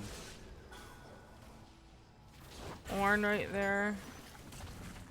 Caitlyn and Ashe. Caitlyn 53%, Ashe 52 and 5. Ooh. Get that Cassiopeia. Good wall. Oh my, we're gonna have to clip that quirky. Put that on your highlight tape. I scream. I hate that scream. It's so annoying. Ooh, As they're trying to teach us turret, but I mean, don't they really have? It looks like he only caught out the Graves though with his. Yep, Ornn. all in the Graves. They're getting better at that one. Yep, Vigar's just able to put his cage down and just cause chaos, as they're basically able to just auto attack the turret if they want to. It's got nothing for Syndicate side to be afraid of now. You basically just take this turret for free. A few more auto attacks. Ornn's playing with fire here. Oh, he died. Gets ulted by Vigar, and Vigar just does his little evil laugh. Just like that. And Nunu this whole time just pushing bot side. Even ults the proxy the wave, and he's just rolling out of there. Rolling. rolling. He may come over and try to counter jungle this Gromp. Well, it looks like Alawi, Graves, and Lulu are all going top lane. Oh, Yep, Vigar they're too. playing. They got 4 people top lane. Nunu's stopping the backs. Very good. RAWR's playing this macro game a lot better this game for sure. Yeah. This Oh. Vigar gets oof. That Caitlyn. A little bit ow. unfortunate. Got stunned, but then nobody came over for the Caitlyn. Mhm. Caitlyn didn't even use ultimate. It was just a trap. So very nice. Get that. Good Zonia's there by Soul. Nunu's back over here, but I think they just leave. Can they though? Yeah, they can leave. They got it. Alawi wants to brawl though. Yeah, she's like, let's She has go. ultimate. She wants everybody on top of her. Oh, Look at her. She doesn't care. She wants to. And here comes the R. Boom! Bum bum bum bum bum bum bum bum bum. Put that in the highlight tape too. GA, she's alive. Oh, Caitlyn. Headshot by Oh, Lulu stays look back at to help her. Lulu. Alawi just basically baiting them in. She knew what she was doing. And that's basically Ornn and their jungler down for this dragon upcoming. So I mean, Syndicate, instead of just letting them take the tower and then leaving, they kind of go for the Alawi a little bit greedy, and now they're going to lose another dragon. So it's having another chance at soul point here. They basically have to give this. And Nunu's soloing Baron right now? Oh, he's with Baron with Alawi. So Graves and Lulu and Vigar are here for dragon as Cassiopeia gets called out by the Vigar cage. Very good. Lulu's down. But Poison gets him. Come on, just take out that dragon. And they're gonna slay the Baron. Jeez, holy crap. So the objective game just going all in favor of RAWR's team side after basically playing the early game a lot safer than they were last game. Yeah. This is definitely a different game than what we saw earlier.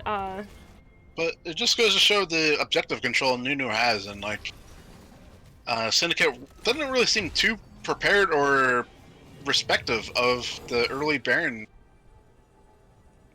that Nunu can provide. I don't know what Nunu's been. He has so much gold right now. He has 2,000 gold. I was gonna say he's been on that chain chest for so long, and it does look like he's going to build the Deadman. Actually, it's 1,000 gold. He's waiting for 15 gold to build that Deadman's chest. Graves doesn't care. He's gonna try 1v3 them as Morgana's in a tough spot right here. Cage goes down as soon as she comes up. Good. Ooh, Warren's coming here for a re-engage. Lucifer whiffs the ult. Does get a good slow there on the Lulu, but boom! Lucifer Eyes takes the death. Oh, jeez, look at Alawi. As another evil life comes out. And this is where, again, Alawi top died last time, so she didn't have the Baron buff, but now she has the Baron buff to split push and just causes havoc. Oh, boy. So now you group together as mid wave, and the bot wave is actually shoving into them right now too, so you basically just rotate there too. Syndicate has to be very careful right now because Viger Cage can just basically pick anybody, and this could be a game ender. As Cass gets a ultimate, only on the Grays as the defensive ultimate, but they're gonna be looking to try to end this game right now. Yeah, they might be able to do it. Casino just goes right into the Morgana, just kills her. With the ult in the Graves, Nunu's on top of the Cassiopeia and does so much damage with the full ultimate. Oh, jeez, holy crap. But everybody's down on Syndicate side except Caitlyn and Ornn. They did kill Graves though. I don't know if they killed Graves though or. The Nexus is bare right now. It has nothing. Yeah, but they are so low. It's so hard to want to try to stay for that. Like everybody's super low in health and mana. I think if they wanted to, they could rotate for this bot turret because they have to deal with all these super minions coming in right now. As Nunu's doing that play exactly. Has about 10 seconds to do whatever he wants.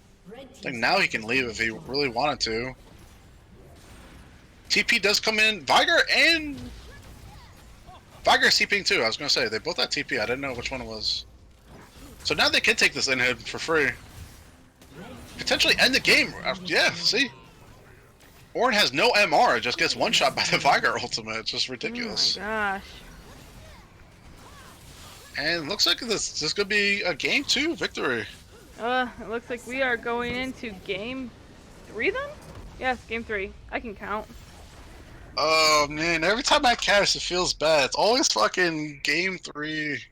Well, Not that that's a bad thing, but oof. that's what you do. GG! Oh my god, look at that Alawi damage. Jesus. Yeah, get that TES Major 1224, that admin guy. Oh, do I want him? I gotta look into the Gladiator match results and update our thousands of viewers. Yes. Well, we'll take a break. We'll come back.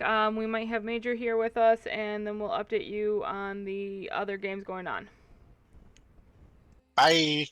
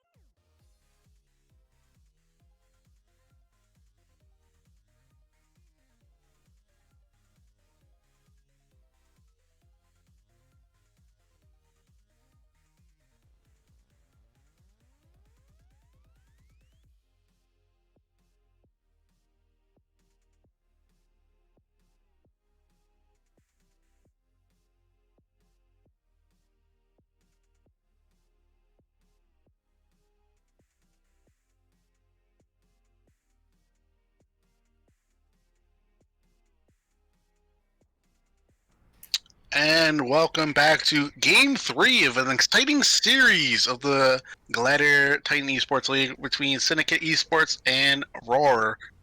We're now joined by somebody you may know of TES Major.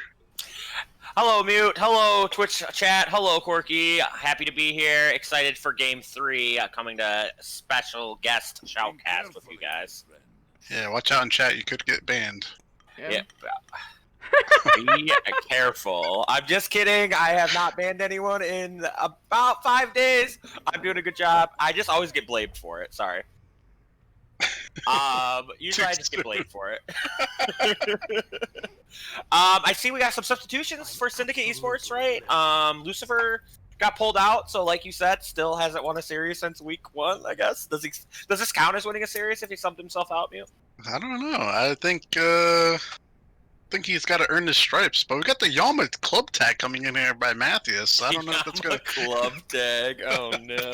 So it looks like Verbal Toxicity is going to be in the jungle now with No, it's Becky replacing the AD carry.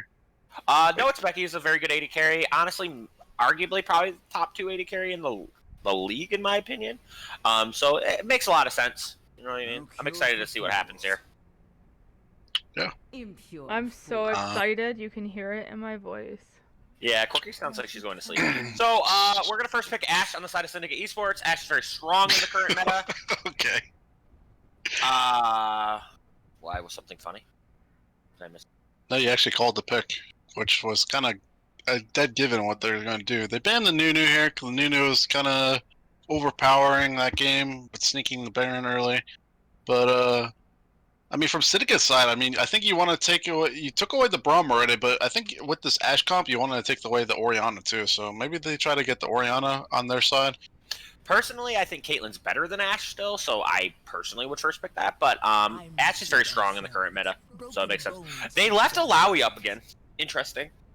Yeah, I did say in the pre-lobby to ban Alawi, because I wanted to see something else on this top laner, but... And if I remember correctly, their response was, it was dog shit. If I remember the response. I could be wrong. It's been double CS, it's been overpowering your Ornn, you haven't made a pick against it yet to survive lane. That could very much be Vygar 80 carry, right? Because didn't we see that last game? Yep, still could be flex, but I think with the Casino playstyle, what we've seen so far between the Tristana and Graves mid, he's really just trying to take advantage of this mid lane and win the mid lane matchup as hard as he can. Mm-hmm. So it makes a lot of sense, bot lane. It'd be interesting to see what they probably try to pair the Ashe with this game, because the Braum did get banned by RAWR's side. Braum's just really strong in general, especially with Ashe. Gnar into Alawi, that's a really good Gnar matchup, actually. And I'm assuming that's Volibear jungle, I'm going to assume? Unless it's something cheeky like Volibear mid, you know, crazier shit has happened. Yeah, just like we saw Syndra so I think I don't think it's that bad of a matchup for Alawi, actually. It's definitely favored into Gnar's side just with the range aspect, but Alawi's Q range is actually about the same auto attack range as Gnar. And it's going to be pretty predictable when Gnar's going to be walking up to Alawi just kind of throw an E out and try to just do damage that way. Alawi's not going to be afraid of a baby Gnar. When Mega Gnar comes out, that's when he has to be kind of afraid. I was made for this. But we got a Volibear also coming out with the Gnar, so that's going to probably go in the jungle. A Zac. And Doki's getting the Zac, which was banned previously. So. This is Doki's best champion, in my personal opinion. The Smite TP jungler himself. I have watched this man TP to blue buff and literally EN to steal a dragon, Elder Dragon before. There's a pretty good Twitch clip of me freaking the fuck out about it. So pretty excited to see this. Doki always gives me something entertaining to watch. So. Yeah, we've been kind of waiting to see a good TP play in the last 2 games with the Doki, but I mean, game 1 on Mumu, he didn't really have any success with it. He actually got really far behind in the Mumu game, so it's good to see him kind of on his comfort picks now, and then hopefully we get really see what's going on with this TP. Mm-hmm. Yeah, it's not, you know, conventional, but it's interesting nonetheless. Keyword on the int part, but yeah, I'm excited to see it play either way. Doki always gives me a good show, so yeah. Zac, Vygar Cage, Alawi ult could be very disgusting. Mm-hmm. You get caught, that Ashe gets caught by a Vygar cage, or, Zac in any way, shape, or form, she's just dead. Wings bound and feet Morgana's a Katarina very being good banned. ban here. Morgana's a very good ban here. Of order and justice. Graves also getting banned here. I think they're going to leave last pick for mid lane for Casino, kind of cut our pick, but That makes sense. Banning both the Champions Casinos played, right? Didn't he play Tristana game 1? Yep. Okay. don't really know Obviously, what else he I was plays, in my own but series, so I didn't watch game 1, sadly. I'll do a quick op.gg review of Casino and see. Time to make an impact. Oh my, this cop is actually disgusting. Galio, ooh. Galio's been That's pretty much in nasty. every LCS game. He's just a very strong overall team Galio player. just Galio lets you get away with so much. Like, you can literally just play like an ape, but you have Galio, so like you And don't just being an Ashe too, having the Zac on top of you with the Galio ulting on top of Zac, it's just gonna be such daunting test for really this Ashe to do anything in the team fights. care. Yeah, I want some disengage here, like some hard disengage from Syndicate Esports. And the problem too with, I think they may they're really looking for the support here, so it'll be interesting what kind they follow up. If they're really trying to just do a true dive comp, maybe get like a Leona in there or something It else. could be Vygar support also, and you could still play Caitlyn or Kai'Sa here would be pretty disgusting. But yeah, I'm assuming it's probably going to be like Leona makes a lot of sense here. So They could do a Senna too if they wanted some AD damage. Senna, yep, you could play Senna here. I would If like they're them to coming just out- go all in on the dive though. Just Yeah, all in. I would much rather prefer like a Leona in this lane right now, or like a Nautilus. Rakan even wouldn't be bad.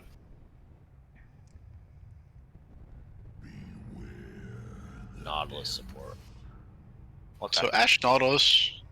I guess it's a good 2v2 lane. I don't really like it from like a defensive perspective for team fighting, but it's a good 2v2 lane. Yeah, they took the Morgana away, which was really smart for them to take away to help really peel for the Ashe, but and I wouldn't mind have seen like Nami here. Line up a shot Morgana. against Senna, the world. you called it. That's a good pick. yeah, I mean, and by Syndicate taking the Narg early with the Volibear, it really kind of stopped any chance for them picking Poppy, which is like a true counter to any kind of Zac engage. Poppy would have been really good here, yeah. And I don't think you would have really seen a Poppy support. It's not that bad, but it's a play I feel style. like you're kind of giving up the lane, right? I feel like... You would be, yeah. Yeah. Especially against this double range comp with the Vygar Senna, I think it would be really impressive for the Poppy to really try to do anything. Do you think they both go support items bot lane? Oh, the Vygar and Senna? I don't think they will. I think it would be really good to try out though with this new theory with the two double support items. I just But I remember think- seeing in an LCS they played what, Sona Lux, right? Double support Yeah, item? Sona Lux with the spell thieves. I think Vygar is going to be focusing on just like Q stacking, so I don't think he's going to be wanting to go double support item. I mean, in terms of like, I think Ashe Nauta still have the kind of the winning matchup here in the 2v2, for obviously. sure. For But sure. with how they played the game last game 2, the Vygar was pretty much playing pretty good safely. You're really always scared of any kind of Naut hook and Ashe when she's 6. Yeah, I'm interested to see if Vygar takes cleanse here. I feel like once Ashe Nautilus hits 6, you literally just all in the Vygar every single time. Yeah, they did have a hard time with the Ashe game 1, and then it was banned. And Caitlyn doesn't really have they had to place the Caitlyn Morgana last lane, and Caitlyn doesn't have. Ashe obviously doesn't have as much range as the Caitlyn does, so they're not gonna get poked as much. I have This to give a lane. shout out, Mute, because Mr. Sammy 2 Slap won both his games tonight. Congratulations, Mr. Sammy. I was gonna bring that up in loading screen. How do you like the new support? Yeah, we're just trying to play all our subs. You know what I mean? Last week, Dynamite played last week. He played top lane for Dempsey. That did not go well. But, whatever, you play the game, Sammy played tonight. We're just trying to always have some stuff going on, so we're trying to figure out what we want to do come playoff time. And he played very well tonight, so he did a good job. I only had to holler at him twice, so that's a good sign, you know. It's fucking toxic major right there. Toxic major. Support. Yeah. But in terms of team comps, I mean, I'm guessing you like this RAWR team composition a lot. The RAWR better? team comp is disgusting. Like, I feel like the Syndicate team comp, they have good, like, they have winning lanes. Like I said, I think top lane wins naturally. I think their bot lane wins naturally. I think Victor kind of just farms mid lane, you know, but, like, if you're the Galio, you're literally just leaving lane, and if you're Zac, you're literally just diving bot lane over and over again with Galio Zac. Yeah. And Vigar Cage, so, like, from a pure team comp perspective, I really like RAWR's comp, whereas I feel like Syndicate's more like, win lane, win game. You know what I mean? So, I don't know. I'm interested to see how it all plays out here. I don't think Syndicate's team comp is that bad, actually. Like, if they ever have a numbers advantage with the Ashe, they're actually able to execute, like, a pick with the Ashe ult, they're gonna win that. But in terms of, like, a 5v5 scenario, if the Ashe gets a good jump off, and it hits your backline, like, if it hits that Victor or the Ashe, like, the team fights pretty much could be done, because then you're only relying on the damage coming from the Ashe. You're really kind of only got 2 damage carries right here. Whereas, I mean, the Vigar is going to be able to burst somebody down to 100-0 like he did last game. Like, the Ornn just built full armor, and then yeah, was he basically literally Vigar bait. ate R and let shit was wild. So, I mean, it's going to be interesting if this allow is going to be able to get ahead again, where they're putting so much pressure top wave. They did change up the matchup now, so they have the Gnar, so it's going to be interesting to see how that goes. Reminder, this is a different AD carry bot lane for Syndicate, too. Like, Becky's extremely good, and I think Ashe is a very strong champion. I just feel like this isn't really, like, a very good team comp for, like, Becky's your best player. You know what I mean? And I feel like you're kind of like, hey, sucks to suck. Good luck. And I think the way Zac gank passes, like, it's very hard to ward against the Zac because he has so many opportunities to gank at different angles and stuff. Where their priority bot lane is going to kind of get them in a bad position where they're going to basically set themselves up to get ganked by the Zac on top of the Galio Roam, the ultimate too, in the sideline. Yeah, so, you know, I'm interested to see how this really plays out. I think it's definitely 2 different styles of play being shown here. So, and were the games close? Was game 1 close? I didn't see it. Both games were pretty much one-sided after a certain period of time. Okay. RAWR did in game 1 was their Tristana, which was Casino mid lane, had 3 kills early, but then Doki was on a Mumu and he was kind of playing very aggressive without having flash. Obviously, it was Smite TP. Yeah, Smite so TP. he got himself caught up in a position where Ori basically picked up 3 kills at the first Herald, and after that situation, it kind of was always in favor of Syndicate. Whereas, and even though Alawi kind of did fine, it was just too much with the Orianna and the Ashe so far ahead. Right. And then game 2, kind of Syndicate kind of had early dragon leads, but then RAWR kind of basically gave them the dragons, and they basically farmed up and played the macro game very well. So it'll be interesting, kind of see. Seeing Doki on his comfort pick, I expect him to kind of go back to his aggressiveness here, and see kind of a lot of ganks, and it'll be interesting to see how his pathing is too. I like Zac a lot as a jungler too. Yeah, I saw you playing him the other day on stream, if I remember correctly, when we were hanging out in the admin channel. Yep. So let's see what games finished tonight, since we're just wasting a minute 40. Well, Cancer, who did you guys beat today? We beat Scrub King Gaming. It was a fun 2-game set. They had to use the E-sub, sadly. That's a team that's still like in the bottom of the standings too, right? Yes, I think they're like last, but like Lumo they weren't last because died by the thighs, but they're basically last. Lumo put his best effort forward. I'll give him that. No, and then Rain 2-0'd Unknown. Nothing really surprising there. I think Rain's one of the top 2 teams in the league. Maybe the Unknown best did team in the beat league. Syndicate last week too, it's just weird. Both their wins are against Syndicate, which is. Yeah, I think Rain's one of the best teams in the league, though, so like that makes a lot of sense. And Glacial Equinox beat Rat Pack Gaming 2-0. Also makes sense. I think Glacial Equinox is really good. And then of course KYN won by FF. So what games do we still have going on? We still have No Fun Gaming and Deadly Robots are in game 3 right now. So did help Potatoes team Deadly Robots with a VOD review over the series against you guys. Interesting Yeah. 3-man series. Yeah. My top laner played Gangplank and Polycon. Yeah, that was a fun one for me. I like their new jungler a lot. The rat guy. Oh, he's very good. Yeah, his Jarvan literally made me hate myself. Yeah. Literally, I got Jarvan ulted on Ashe so many times because I they didn't know. let me play Ezreal. It sucked. It was not a good time. They're coming back though. Deadly Robots is I'm telling you, Deadly Robots makes I did playoffs. like a lot of everything that I saw. The problem I think with their team right now is a lot of people are like on different schedules, so they're not gonna. They're even for the VOD review, I was only there for like the support potato and like their AD carry, so not everyone was really able to like attend. So I don't know if they're able to get like as many scrims as they want to. I think that's a really good team. You know what I mean? Like, Yeah, I mind was you, pretty impressed. I'm not making excuses. You know, we have come to the terms with the fact that we're probably locked in the number 2 seed in our division already. So obviously we're not catching KYN. And I don't think we could literally probably lose every game for the rest of the split and still make playoffs. So we're just kind of like, you know, giving everybody some playtime. I will say the 1000 Pierced Bear is the best skin right now on this whole thing. You actually get it. You actually got it for free if you own Volibear when they did the rework. That was pretty cool. I didn't own Volibear, so... I know. I was sharing your Girl. OP.GG the other day in Trash Talk. Shush, girl. Shut your lips. I'm at 12. I'm at 0%. Jesus.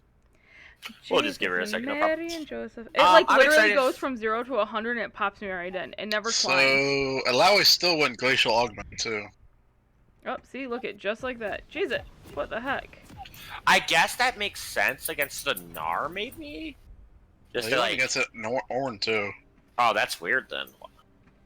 Don't they allow us to Conqueror mostly? Yeah. I'm gonna fault the Feathers because I think Feathers is extremely good and his Alawi is absolutely disgusting.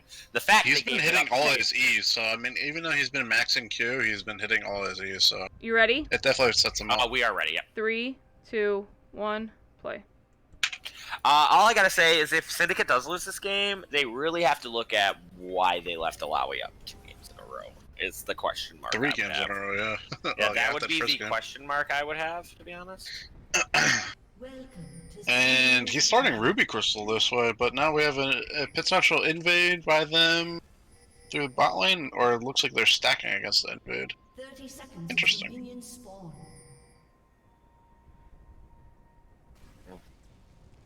We've also done a scrim the other day where their enemy Ashe started Hawkshot to You had a scrim with that? I had a scrim against that, yeah. Interesting. I was like, what is this guy doing with Hawkshot level 1? That is a little weird. I'm not gonna lie, I agreed and don't take Hawkshot till level 4. I'm bad. Glad teams, keep that in mind. Yeah, Major doesn't take Hawkshot till Ashe level is 4. such an annoying champion at jungle against. Like, the Hawkshot is just such a broken ability. Yeah. To be able to like just throw it across the map, and you basically, if you're in a position bot wave, you can basically get the whole blue side and red side. But if Glad teams are paying attention, Major's an Ezreal one trick, so it doesn't really matter. That's all I play. Oh, he took W. No Hawkshot. Nah, she didn't get level 2 early. That's so weird. Hawkshot level 1. That's so weird. That catch me all kinds of off guard. I guess she really wanted early game vision to know where your jungler was.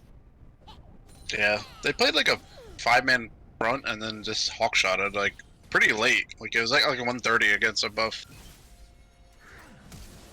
Ooh, flash for the Vigar already. Yeah. That's actually massive. It's huge. Blowing the So- level 1 flash is actually huge. So Zach is actually doing a. I don't like starting blue side on Zach just because I think doing red and then coming to the bot side is a lot better because you're basically prioritizing this bot wave right now to as they push it your bot lane in, you're going to be ganking this. So, but he goes blue This is to really- wolves. So Oh Grom. no! Okay, so he hooks the minion there, but still gets the flash out of the setup. Yeah. I don't know who to blame for that one. That was almost first blood, though. So that's double flash down on the side of RAWR. Like, I want to see Volibear down here. And RAWR gets a good. Syndicate gets a good ward here, right above the bot wave, bot lane for that Zach gank over the wall. Yeah, that's a really good ward. He can't really do that until he has 2 points in his E, so like level 4, but that's still a good ward. Just to track. Yeah, I completely agree. Especially because they're probably going to need jungle pressure down here, to be honest. Oh, that's a catch. He does not have flash. I think he dies here. One more auto. It does flash for Boom. the Nautilus lives because of... Nope, Oh, don't die. Viger gets him. 1 for 1. I think Yeah, that's one a pretty good trade, though. So get Yeah, that. First Blood's pretty huge. It did go to the Nautilus and then went to the Vigar, which is a little depressing because if the Ashe gets that, I think it's much better. But, you know, what are you going to do? At least he's dead. So I think in this Gnar matchup with the Alawi, even though Alawi is kind of just going to be shoving Gnar in, Gnar's a lot better at taking care of these the passive tentacles better than Ornn.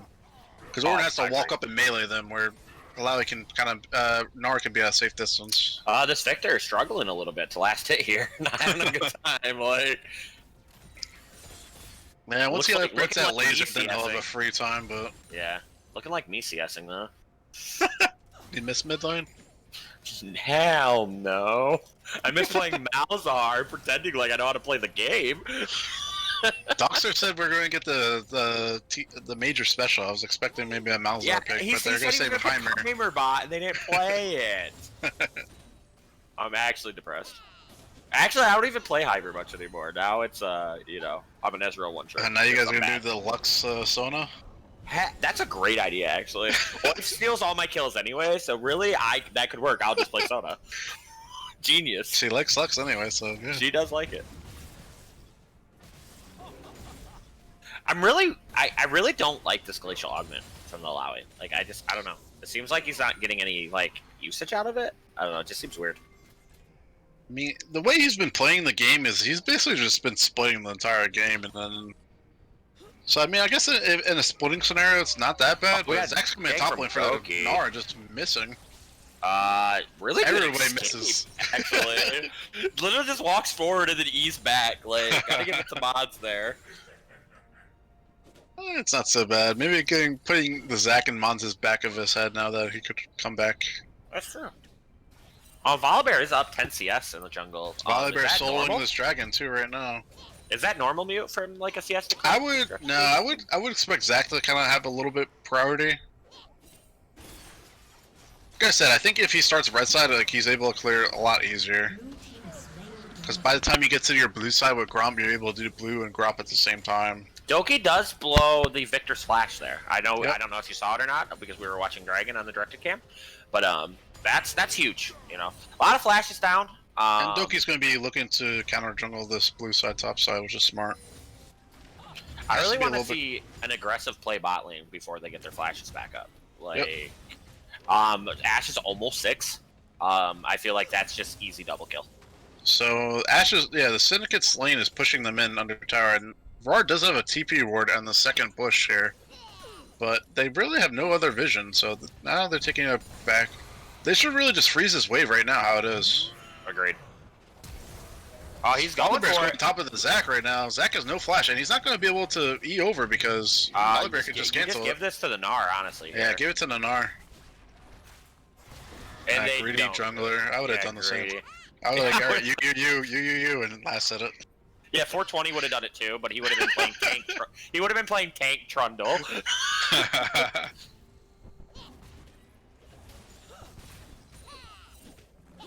Yeah, I think like game 3, 420 was playing Volibear, and then like Deadly Robots invaded you guys on red side, and then you basically got the red buff on Volibear, and then Volibear invaded blue, the blue buff, but walked past their jungler doing Gromp, went right to Wolves, and then basically died. Yep, don't get me started. I don't want to talk about it. Toxic Major does not want to discuss this. I don't want to talk about anything to do with last week. Oh, we gotta see what this dragon coming up. It's mountain. Really good So disengage on again, the E. we have another think chance almost- of an Infernal Soul.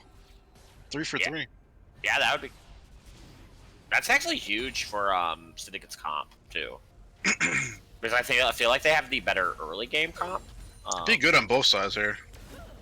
Well, Infernal Dragon's just broken, so. Yeah. Gives up the CS to kill the Tentacle. A little interesting there. Yeah, you just So literally Zach and freeze this Gallagher are wave. hovering in this bot side now, so I mean Ashe is just freezing the wave right now. It's gonna eventually slow push back into RAWR side, but Yeah, this is exactly what you do as Syndicate. You literally just freeze this wave, and you literally just blow. You just use Nautilus to force them off the wave. RAWR has complete control of bot side vision right now, but Nautilus basically engaged a little bad there, but that's okay. Galley is starting to come hover over bot side. Zach's going to be looking for a gank soon. Tri-push is not warded as Ashara misses, but the hook lands on Vargar. I think you just back off here. You don't know where the Galio is. You have to assume you're about to get to a bot lane. Blows the flash. I think they just need to be patient. They know the Galio is missing. As Zach kind of just eased right into the Ashe. Ashe is going to die here. Yeah, they And literally Nautilus has no flash, but Zach has no passive. Yeah, they were overly 2 aggressive kills on there. Vargar. Good. That's where you want all your kills on Vargar. Overly aggressive there. Like, there's no... You know the Galio's missing. Like, the second you miss the Ashe arrow, you just back up. Like, Galio's obviously missing. You should be calling that in comms. If he's missing, you have to assume he's going bot lane. Really good ultimate topside. He actually got the proc on the clone and the Gnar. But Volibear in the counter engage, he gets the Rift Herald, and he's just using it mid. But Volibear is here, right? Zach's coming in right now, gets a good Q. Ooh, Mon's Wow, he almost getting that. Gotta duck these tentacles. Mon's not having a good time right now. Mons does have TP, he just has to kill that and then just basically come back and TP. Playing with fire right now if he goes Baby Gnar and gets caught. Suddenly, this Veigar that was the losing lane is 3-0. And the thing is, they're still going to have no priority because that's what the Veigar wants. He wants to bait them into their side of the wave. So then Zach and Gallo can just come. So Gallo still has ultimate here, and Zach's going to have ultimate in a little bit. Also, Sammy Slap updating us. Deadly Robots did win 2-1 against NFG. So, Nice congrats, job. Deadly Robots. I told you they're coming back, guys. I think Coconut started playing too for NFG today. Coconut's been playing. He was just named Garza. Oh, there you go. Hey, he's played every week. NTF lost to NFG. Oh, good hook by the Nautilus. Max range. Boom! Ashe arrow! That's not good. Why is this Ashe in my lane? 4 men in the Gallo. Gallo might get out here, but nope. Flash. Give it. Oxide, please give it to your Ash. Zach just does a little Kinda giving flyby. up a lot for this, though, honestly. They are giving a lot. They're giving gold plates bot lane to this Veigar, who should not be getting any gold plates because they should be at their tower the whole time. Making a rotation for this dragon right now. Like, maybe, I guess, in Syndicate's mind, they are not going to outscale the Veigar anyway, so maybe the win condition is just to get 4 dragons, get Dragon Soul. So 2 early dragons is really huge. We'll see if it's going to be another Infernal Soul. So RAWR, again, they gave up the 3 early dragons and basically just got every other dragon after that. Let me see if there's a way to see that, Zerobi. I'm looking. Is there a way to see if they're running cut down? Which one? On Ashe? Yeah, you can click on Ashe and then there's a arrow to the right. Right by the movement speed. Okay, yeah, I see it. I'll look at Ashe. She's not running cut down. She's the running cut down, Zerobi. She should be running cut down. Yeah, she should definitely be running cut down to this comp. Yep, so, I mean, RAWR's bot lane basically got every gold plate here on this bot tower, which is great. There maybe we'll get first tower here, because Syndicate's bot lane has not came back yet. And they got a full minion wave here with the cannon. They're going to be able to get this tower. So they basically just trade Dragon for a whole bunch of gold on top of their side. That's why they have a 1k gold lead right now, which is going to expand up to 2k. And they have full priority topside, where I think they now... Rift Herald's going to be coming up in the next 2 minutes, I believe. I timed it right with the Volibear. No, Zerobi, I said he was not running cut down. He's running coup de grace. Ashe up here, though, to try to clean this. Ashe getting these kills is actually massive, though. Alawi getting the pickup, though. No. So, I mean, Alawi just had to be a little bit more careful top lane. Their bot lane was missing for a while, so you kind of had to expect them kind of either rotate or be somewhere on the map. At least for the Nautilus roam. Feather's just getting that back. Like, Feather's having a 30 CS lead topside, too. That doesn't affect him at all, yeah. It's fine for him. The only problem now is he's going to lose out any gold plating here now because Viger's going to pick it up, but that's completely fine for your team right now. Yeah, that's really what you want. Like, and he was able to kill his opponent, so it's like he's still going to have the massive lead on the side lane. Yep. And now Viger's just picking up more gold plates here with the Senna, so it's just beautiful for them. Yeah. And a matchup that honestly I think's pretty Gnar heavy. I know you said you think it's kind of like even, but I don't know. I'd have to ask Dempsey about it. I don't think Alawi has a problem with it at all, honestly, but I could be wrong. Again, like, Alawi's like a champion, I'll see. I would like to see the Zac and Gallo here threaten the dive, though, with the Gnar here right now. Oh, Feathers fails his flash, though. Oh! Does not have ultimate. Doesn't have ult. Should be dead. Yeah, he should be dead here. He doesn't have ult. This living... Imagine when that guy with Death Dance right there in that situation. He's 1v2ing that. Anybody with Death Dance in that situation. Stupid item. Freaking Zac's trying to get... Doki fails his E! What just happened there? He's going for a long slingshot and just goes barely over the wall. Oh man, that was pretty funny to watch. But Zac should just go topside right here. Take this scuttle and then play topside. Doki's struggling right now, man. I don't know what he's doing. He's not having a good time. He got scuttle at least. I thought Nautilus was going to steal that. Feels bad. That's what happened with the plan is simple. Freaking Spy came up the bot river with Nautilus and hooked the scuttle and killed it. Stole it right from me. Hey, Corky, is that Cairo playing Zac right now? Yes. Absolutely. She's sleeping. I actually did. I had my eyes closed and I'm leaning back in the chair. I'm like slowly passing out. I'm like, it's in the game. I'll hear them when they tell me. Snoring in the background. That's why I said something, because I assumed you fell asleep. Ooh, great Cinnabon. Corky's tired. She had a rough softball week yesterday, guys. Cut her some slack.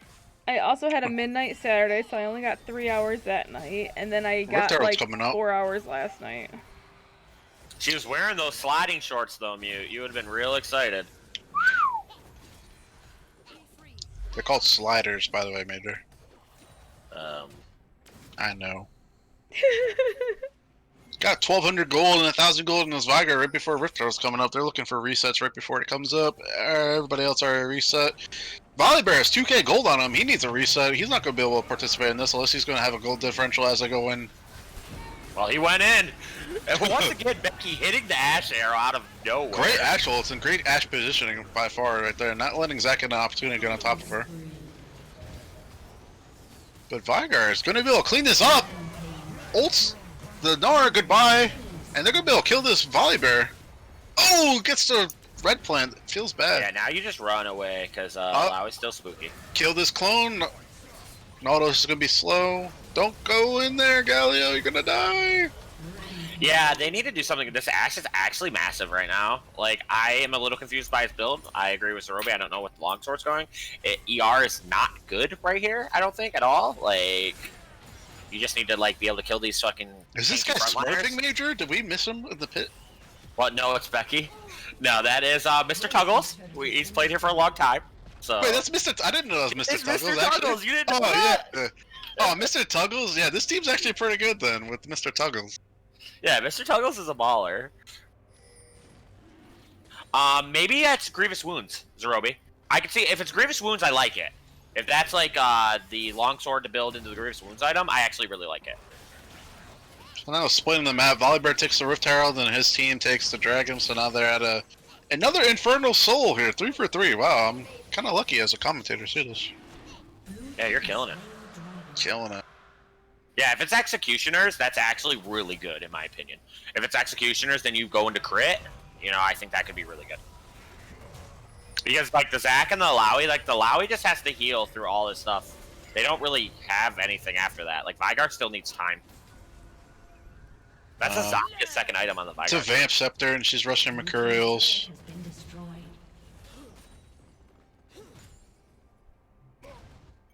You think so? Yeah, I think it's Executioners. QSS would be really good on her, though. QSS would be good. Zerobi, shut the fuck up. Executioners. Okay. Alright. Imagine if that was a Mercurials rush. Oh my god. I had faith in Mr. Tuggles, but if it wasn't Executioners, I was probably gonna DM. Yeah, here comes a Zeal item too. Building probably Hurricane. So Zach's in a missed position here with the Bramble Vest and kind of one component here for the Spirit Visage of the Kindle Gem. So kind of mixed between two builds right now, trying to complete 2 items. Galio only has 1 item. Victor has his upgraded laser. Black Cleaver already completed, but Nar also has the Executioner's Calling too, so... At this point, the Victor's completely okay with just clearing side waves. Like, does not care. Just, He's the wave and dies. So he's in a good spot. He's happy. But RAWR, where their team comp kind of falls off right here, they weren't really able to use the Galio and Zac diving ability on top of this Ashe and Nautilus. So now you're going to be facing them in the mid-wave, where if they kind of do with the 1-3-1 approach, they may be able to try to take advantage of, but I'd say both teams are trying to do a 1-3-1 here. Vargar Cage, you gotta be careful of that. Vargar could burst you as Ashe flashes away. That's probably a good flash, because I think flash he and dies heal there, honestly. So now if I'm RAWR here, I really want to take advantage of this Ashe with no sum. She has a 400 gold bounty. That would be huge to get on Vargar. And that's Hawk literally shot, what their whole broken comp is. Their whole comp is literally get on top of the Ashe, kill the Ashe. Yep. Victor's not at 2 damage focus right now. He's gonna scale up though, but great guy the Q onto the Ashe. Galio falls. They go kind of deep on the for tower. this. It's really deep. Not able to do anything. The Nautilus Volibear had a great disengage. But they're gonna have to give topside here because Alawi had a great E combo onto the Victor, so yeah, the Victor kind of walked right into the Alawi in the bush. Did not like that very much.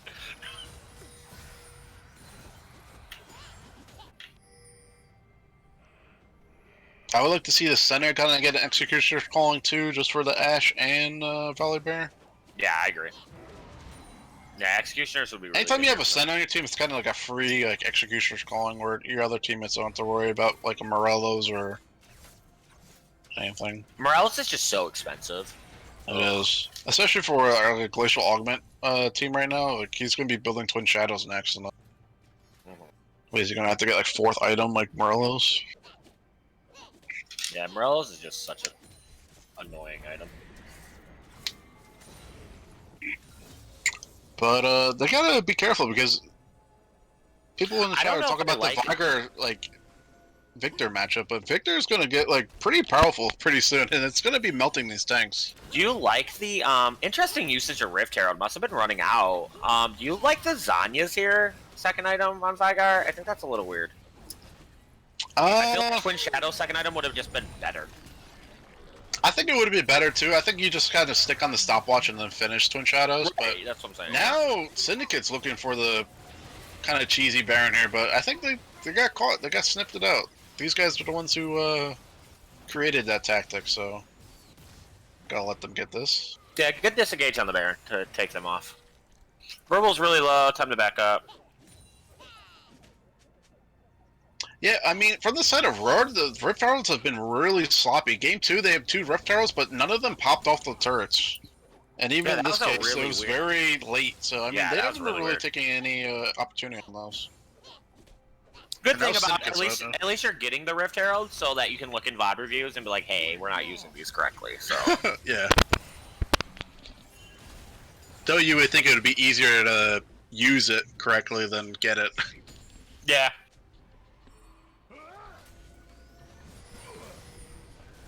The good thing for us on Syndicate side, though, they have 3 dragons already. Like, Inferno Soul this early in the game is honestly devastating. So, yeah, Dragon's up right now, and everyone pretty much got their reset. There's a full engage going on Doki right now. Vargar's trying to peel off best he can. Alawi has GA, does die. Galio coming in now, right on top of the GA.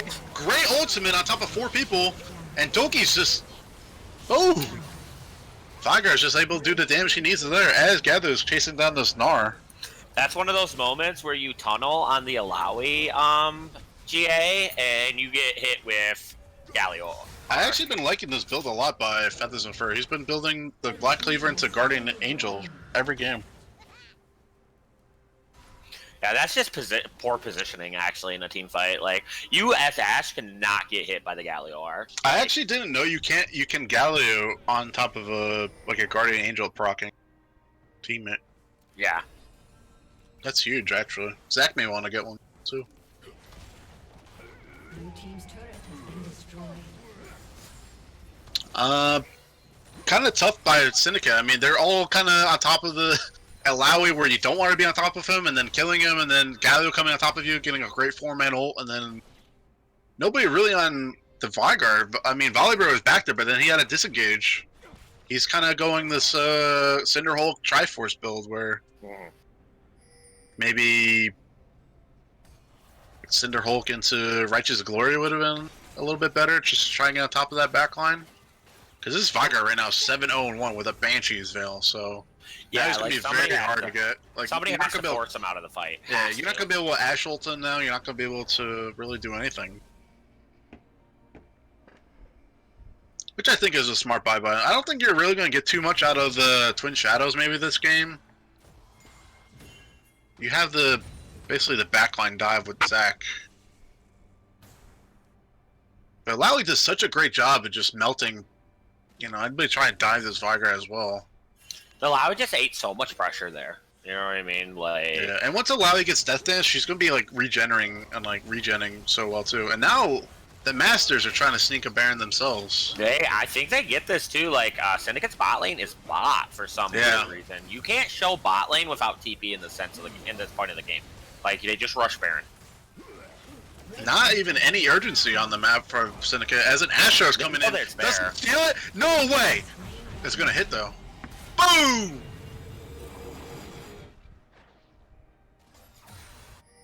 Man, imagine that arrow steals Baron. That would have been insane. That would have been a tilter. Kind of wasting TP here for no reason. I wouldn't TP, but I mean it's AD carry. Dodging the hook, just stepping forward, does not care. Solomon has to be he walks into the stun too. Oh, now the Vanguard is overextended, but here comes the Zonias to help him out, but does have flash, does not get out. Volibear gets 1,000 gold shutdown. Honestly, 100% worth. If the rest of the team gets out, that is so worth, yeah. Yeah. That's a huge 1,000 gold on shutdown. Volibear, that's huge. And it's bot lane, they're not going to really get too much. Zac's engaging with the Galio are a little too overzealous. Yeah, you don't catch Ashe here. Like, she's Ashe. Doki? Doki has to be careful, or Ashe can just let it melt him. Imagine if you had Flash right now. That's what I'm going to say. Imagine if you had Flash. Oh my god. And sucks it up for his Galio.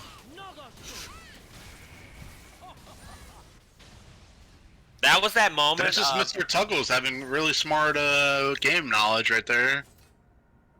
That's that Zac moment with no where flash and he wastes his E, so you could just kill. That's that moment when you're like, oh, I have TP.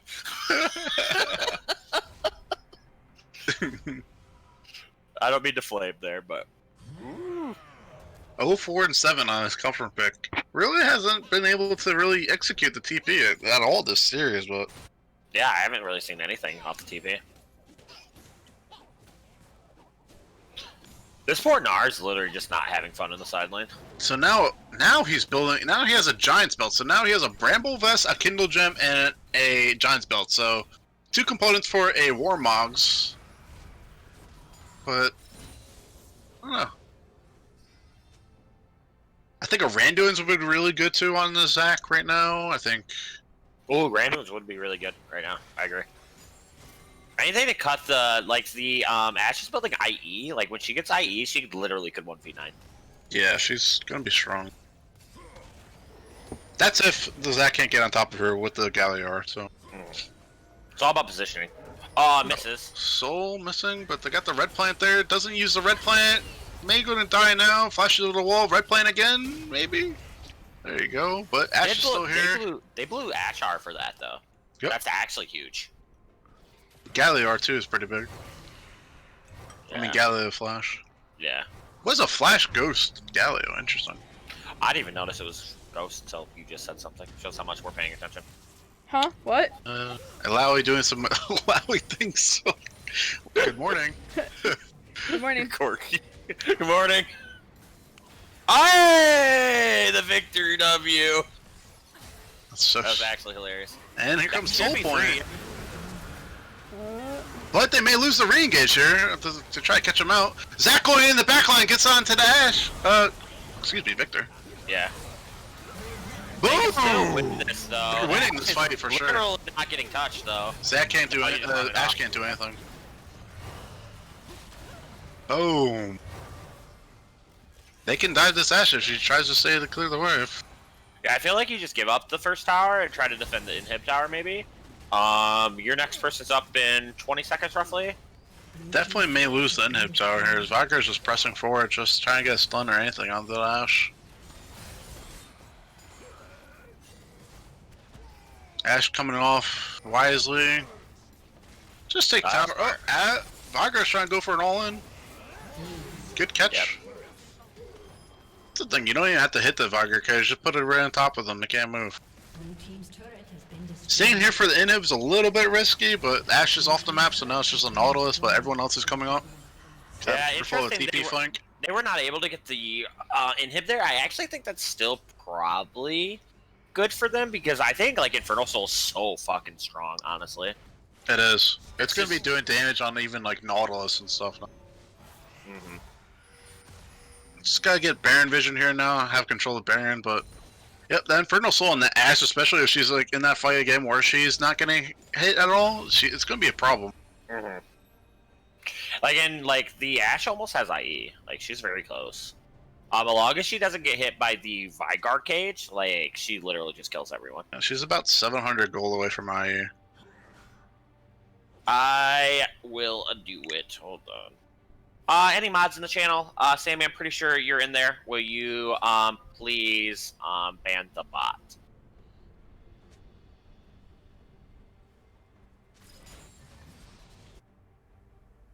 What the hell's going on?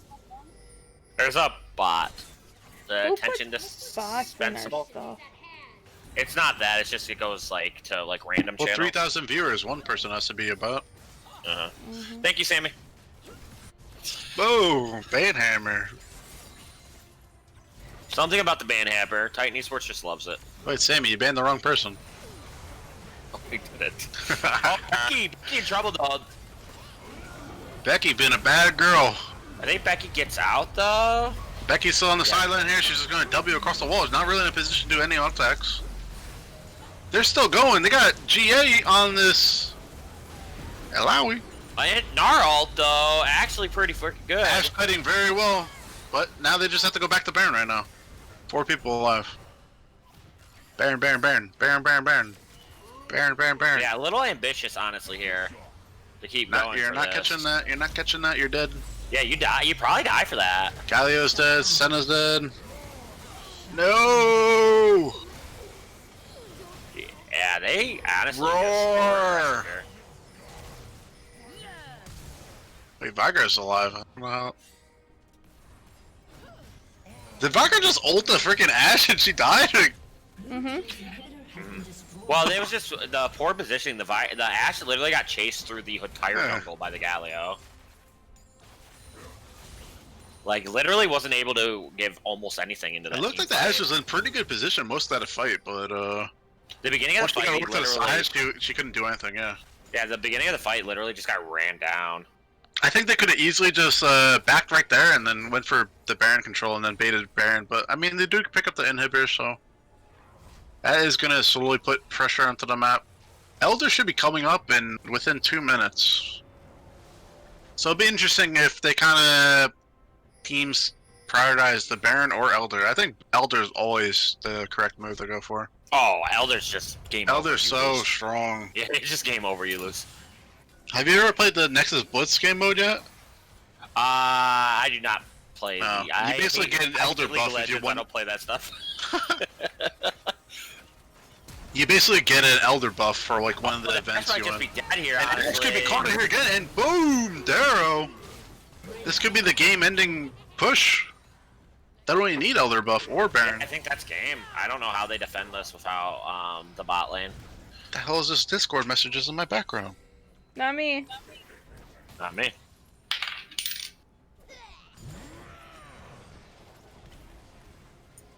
think it is you. It is me? It's me. I gotta figure out what channel it is. I gotta mute it immediately. But I mean, Ashe is off the map right now. They could just basically end the game right here. Oh, is trash talk that bad right now? I'll check it after the game comes over. Let's see. This could be the game-ending play right now.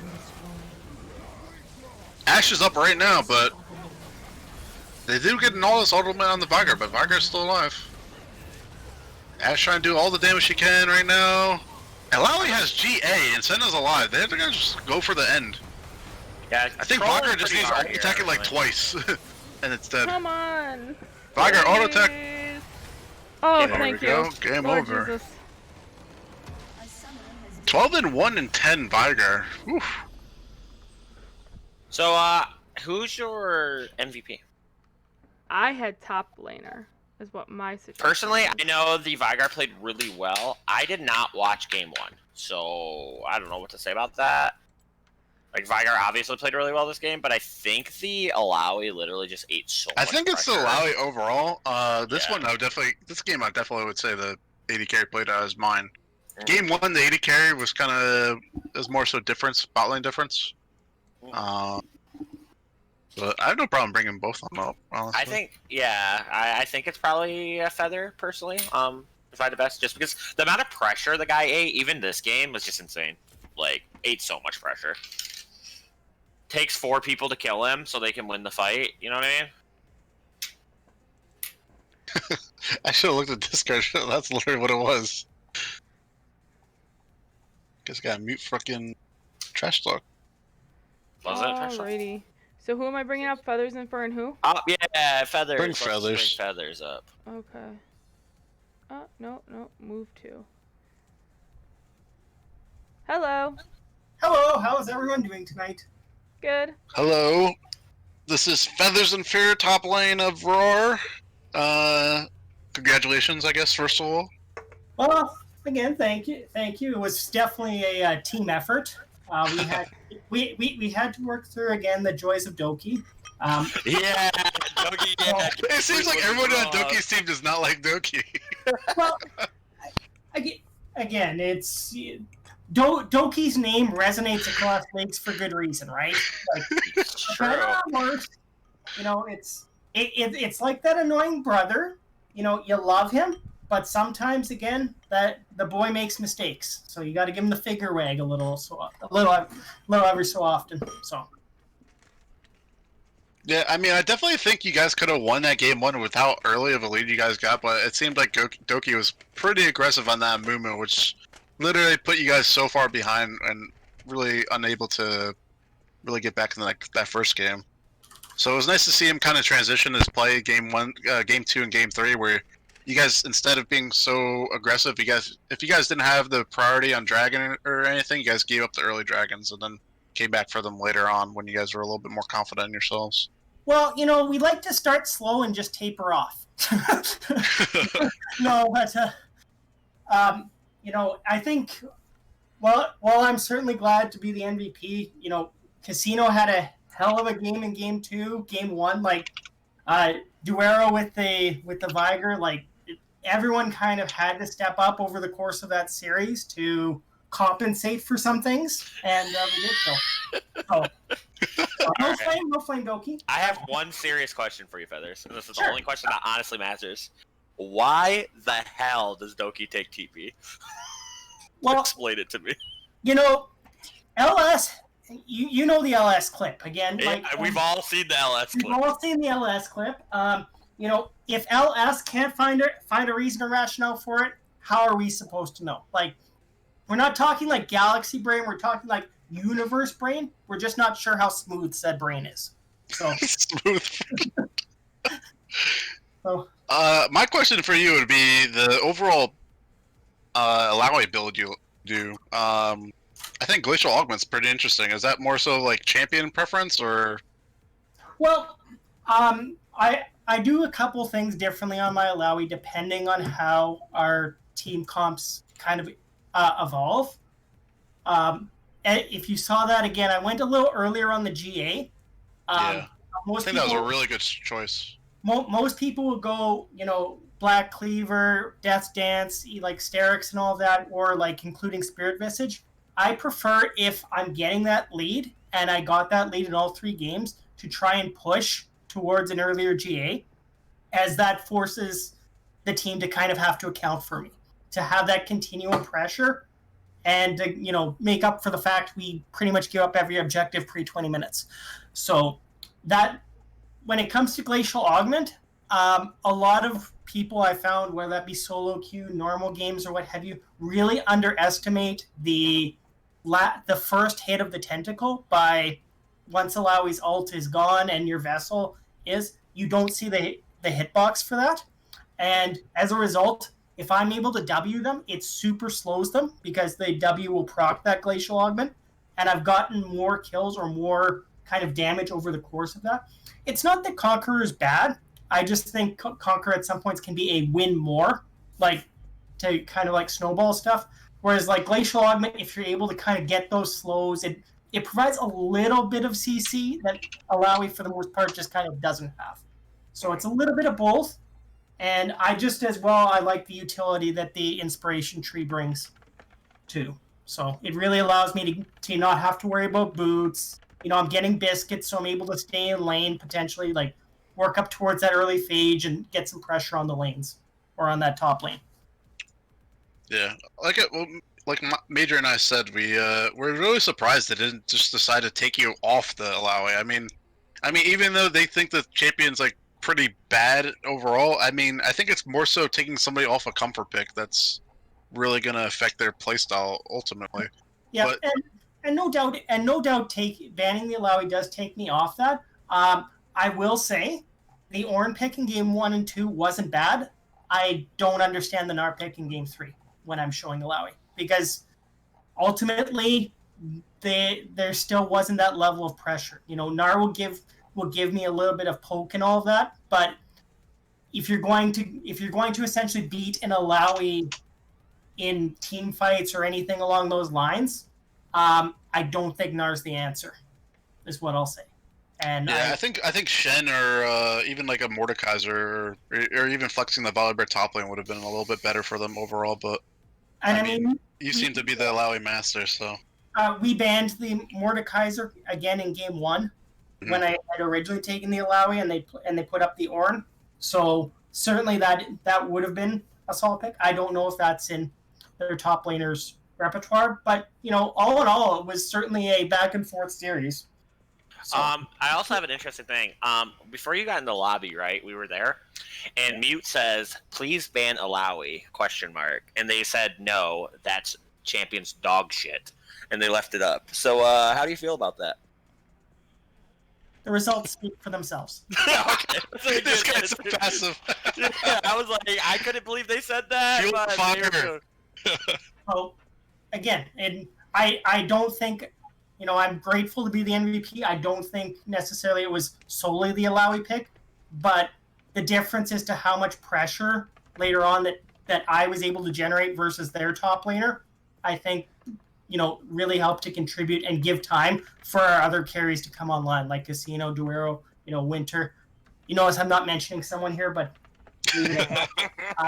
yeah, for me it was kind of hard to pick a MVP because I definitely think Casino game 1 and 2 definitely shared the spotlight, but then game 3, like your AD carry, the Vigard just like popped off like tremendously in a wave, in a lane that he wasn't going to have priority in, but then he played it so well, even burning his flash and the Senna flash like early on to the lane. So you guys definitely played the game. I think you getting the GA second item rush kind of won you guys that dragon fight there, where Galio was able to ult on top of you as you're kind of reviving from the GA passive. Mm-hmm. And just, I don't know, I just like, there's like Alawis that only split push and just stay split push using their tentacles to harass top laners. And then there's Alawis like you who actually participate in like the team fights and actually know their role in the team fight. So it was nice to watch Alawi for once kind of doing the team fight aspect. Well, me Alawi, me press R. So like, but I don't think the Gnar again was inherently a bad pick. I just think that it usually requires it requires a fair bit of work. I myself really don't spend enough time on Gnar because I feel like it's too big of a champion select for me. They banned my Malphite in all 3 games. It doesn't get any more brain dead than that. I just got lucky enough to be on a comfort pick where I was able to have that. So. Yeah, I definitely think Nar, the one advantage she had was being a range champion, taking over the passive tentacles you spawn in lane. But yeah, I think overall Nar is kind of like a really hard champion to kind of just monitor his rage in the big Nar in fights. So. Well, even on that dragon fight that you were talking about, where Casino was able to ult onto me, Nar's ult, like the Nar bar had just gone down during that point. Like he had hit Narbar in lane, and as we were both walking up, I had my ult, whereas Nar could only just simply poke, and I think that was also a determining factor in that Game 3 team fight. Definitely. Any more questions for you, Major? I have no questions. That was a very delayed reaction there. Well, again, congratulations. I don't know do you know you guys play next week? I'm not honestly sure. I think it might be Rain. And Rain did beat. We still at least have to play Rain, and Rain's beaten us before. They certainly know of what RAWR brings to the table, and I think that Syndicate. You guys are playing Rain. Yep, I'm the schedule. That should be a really good game. I will just say this: don't let Doki play a Mumu. well, you see, usually we have a slight bend on that strategy of don't let Doki play a Mumu, and we just remove a Mumu from that, and we just have the rest of that sentence and statement. Just don't let Doki play. Yeah, I mean, he did good the last 2 games. He's so aggressive, and I'm watching little poor baby Mumu just run in there and die, and I'm like, oh, it's okay. But what I will say again is thank you to all of you for making this stream possible. It's really nice to have this, and I'm grateful to you. So my one statement is just thanks for this. I'm grateful. So thank you very much, Feathers. We really appreciate that. We always love having you. You know that. So, from myself, Mr. MVP Feathers and Fur over here, Mute for casting all 3 games, thank you, and Corky for not falling asleep too many times on stream. Have a wonderful night, everyone. Peace Bye. and love. Night.